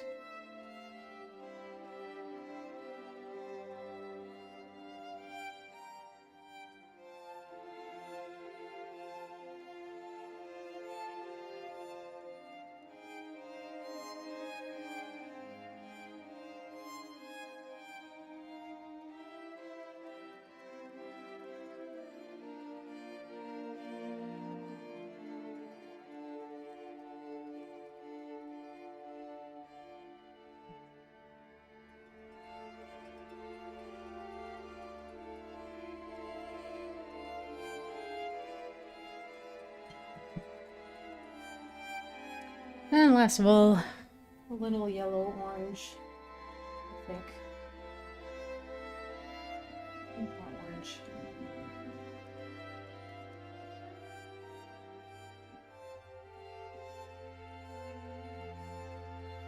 I think maybe we'll go a little more red orange.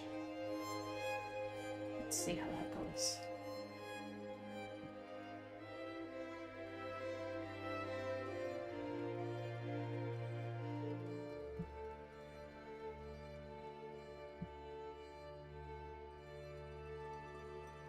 And then after doing this, I might find that I need to kind of go back in and define perhaps some shadows a little bit more.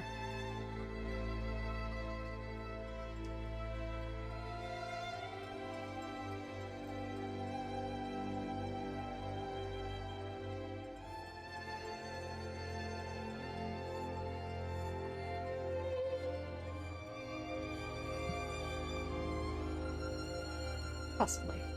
I'll have to take a look.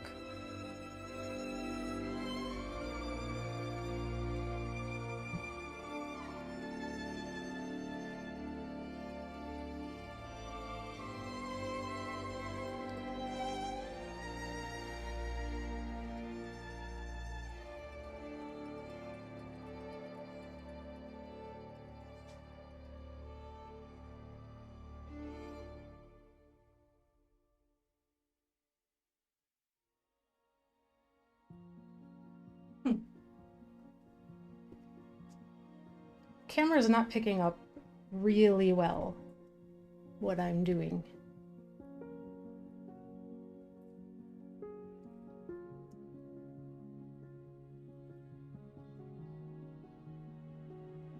So, just to get a little more... Whoa! Sorry, I bumped my camera cord.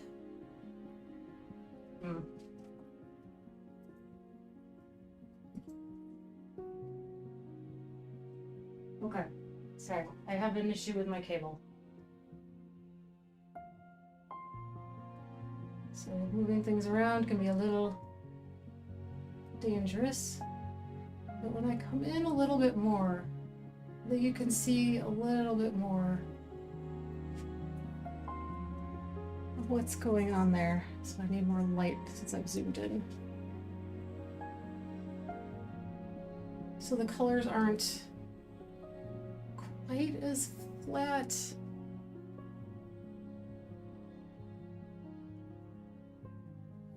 As they were. It's not a humongous change.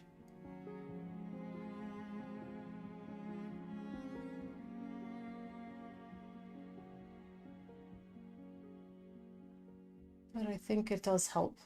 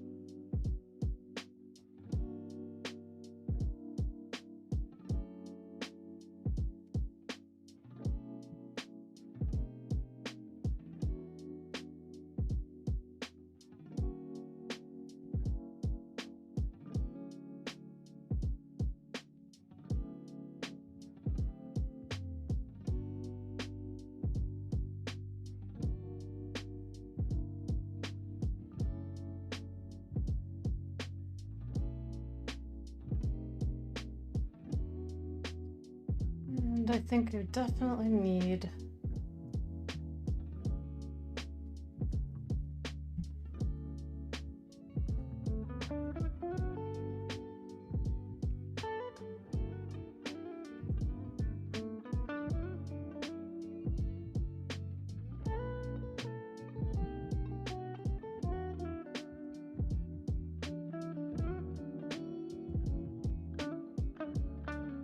to add in shadow that's being cast onto her skin in a couple of spots.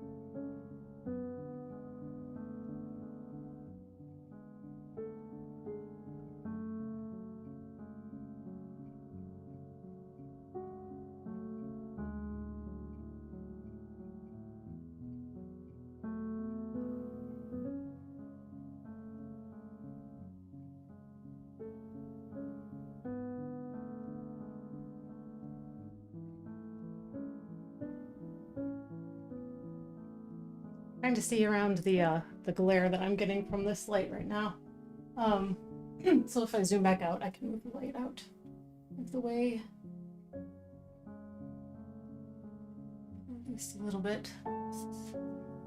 So it's not casting such a strong glare. Yeah, I think the glazing is helping quite a lot, making it not be so flat.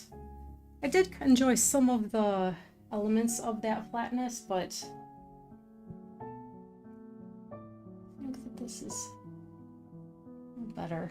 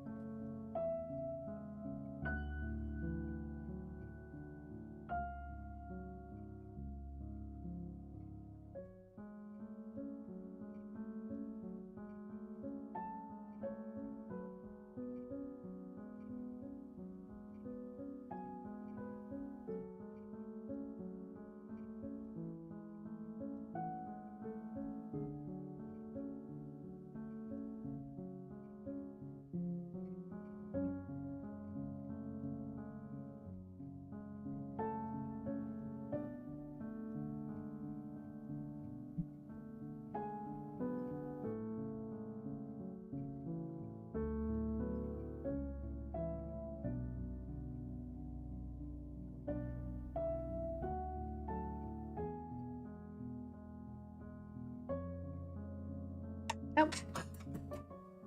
Okay. And that's why I have a very cheap rug in here to protect the ground from me dropping paintbrushes when they have paint on them. Okay. Anyway, things are going swimmingly. But they are. Really, they are.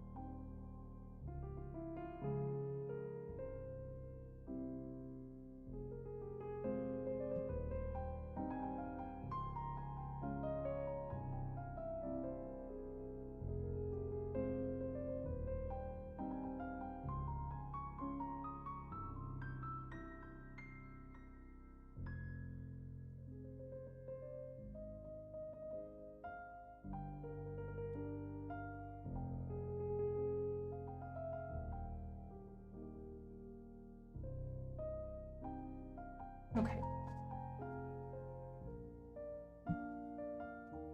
About have this at a place where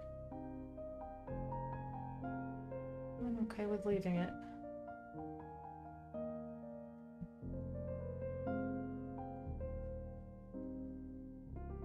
Maybe I'd come back and make adjustments, but at least for now.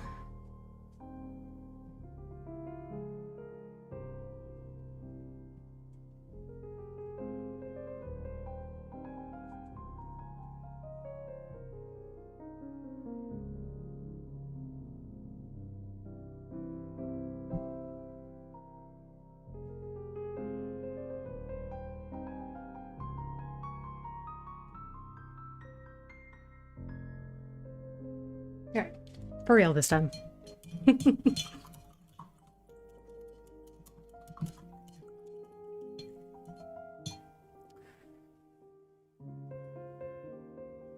So let me go in here to do just a little bit of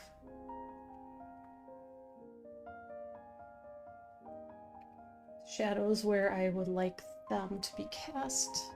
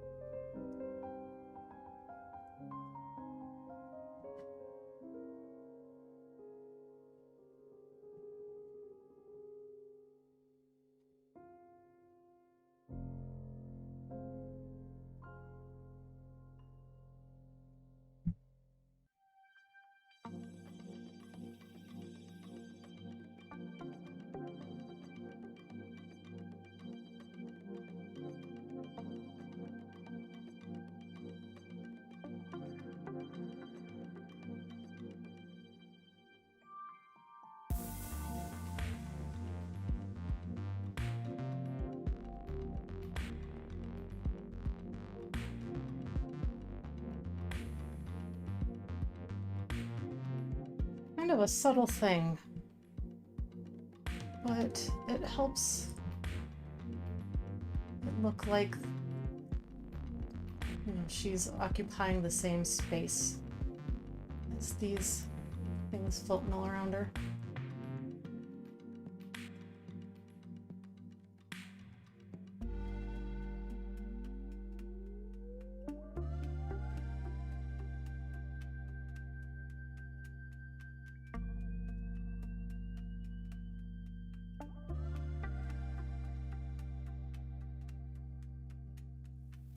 What happened to there?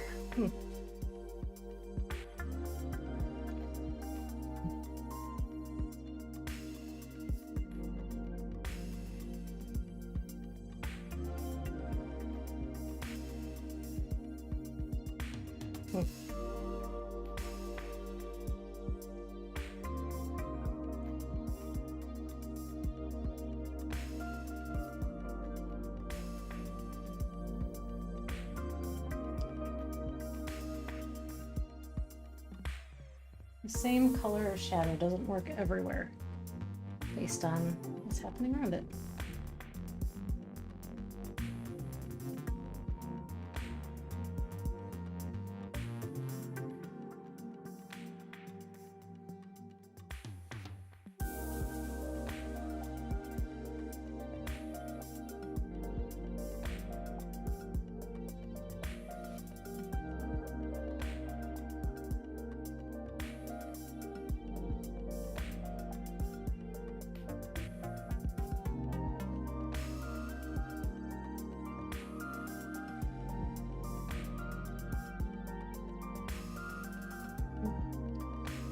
Come on.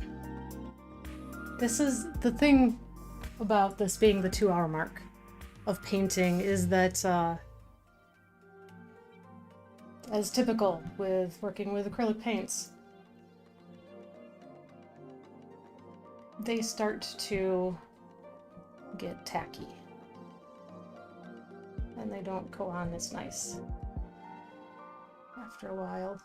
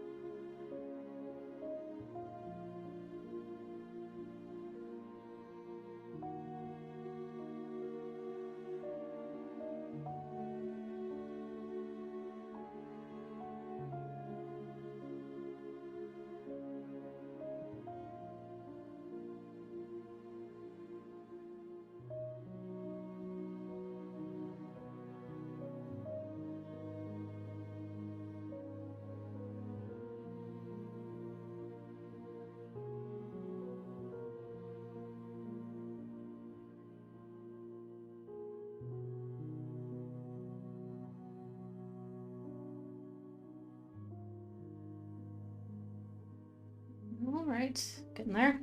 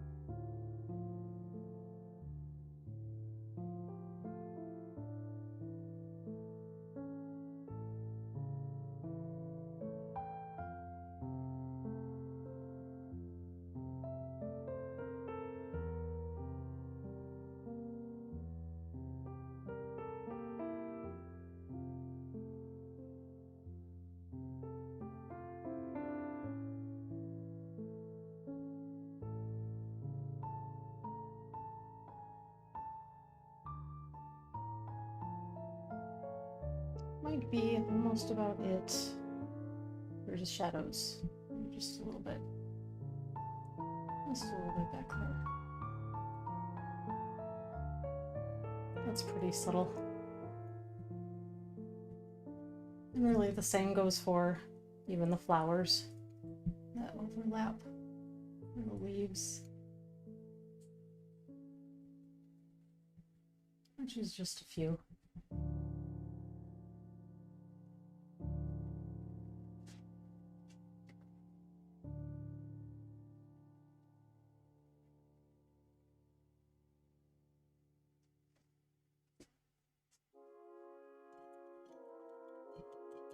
Very interesting piece. I love it. Thank you very, very much. That means a lot. I very much appreciate that. Just trying to decide if there's anything more that I would, being that I'm 2 hours into this at this point and my paint's getting difficult. I'm not gonna do much more because I'm just gonna be asking for trouble.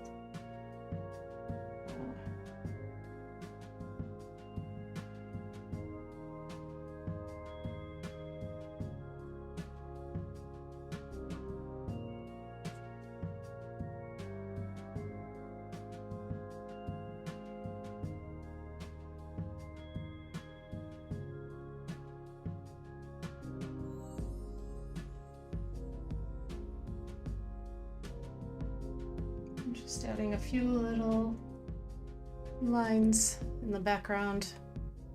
Try not to cover up too much of what I'm doing. Whatever I can mix here to give me a little bit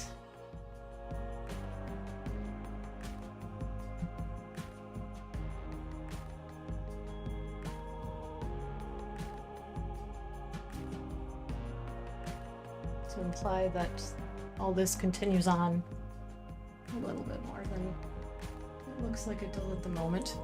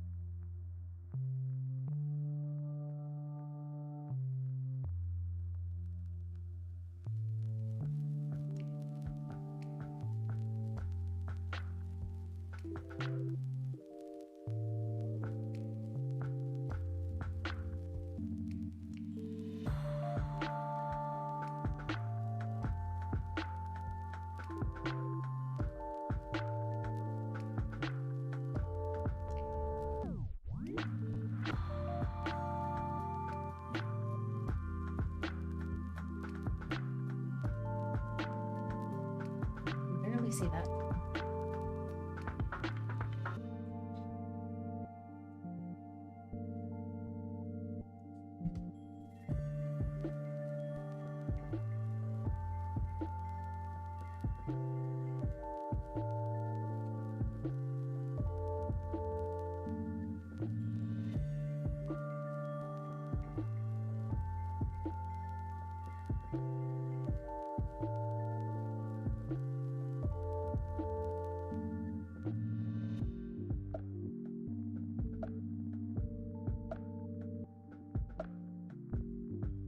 Almost.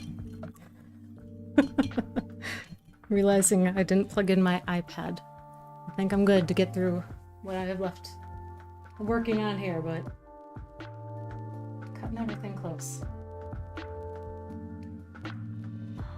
At least there were no major technical issues tonight, and as far as I'm concerned, that's a significant win after the last couple of streams that I had.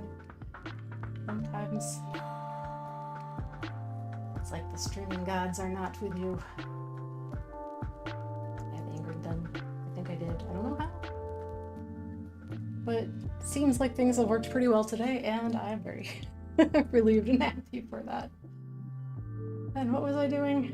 I was gonna do something. Let's see.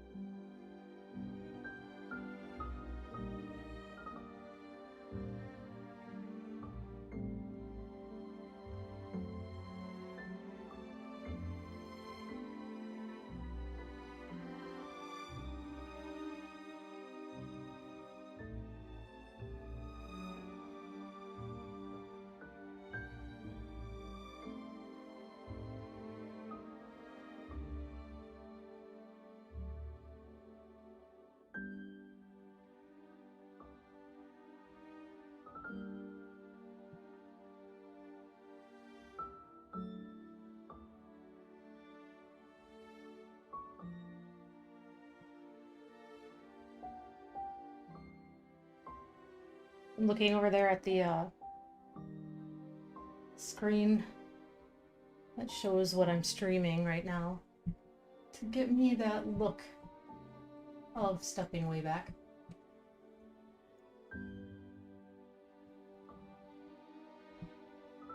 This one on my computer monitor, the painting is about this big.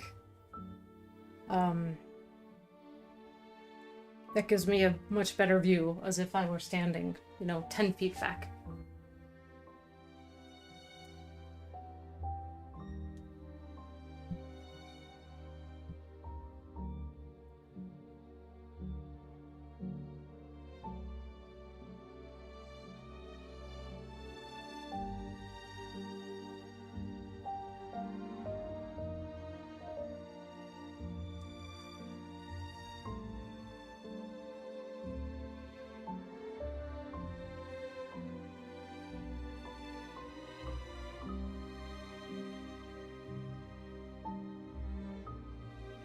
I'll have to see.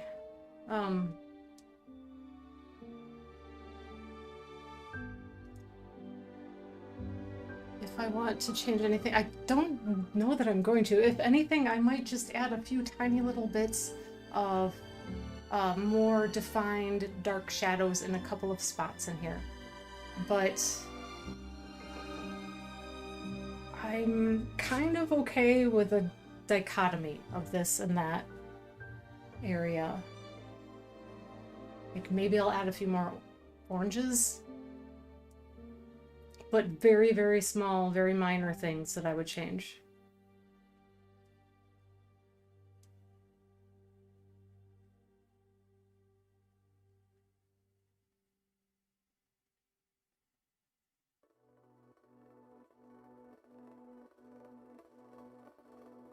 And then finally, possibly another glaze over her skin tone to add, maybe punch some shadow a little bit and add a more contrasting tone into the shadow.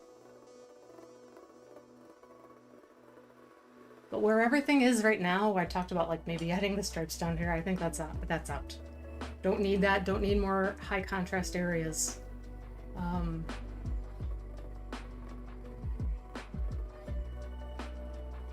I'm kind of almost really happy where this is. Just those small tweaks that I was talking about, which I can go back in and do.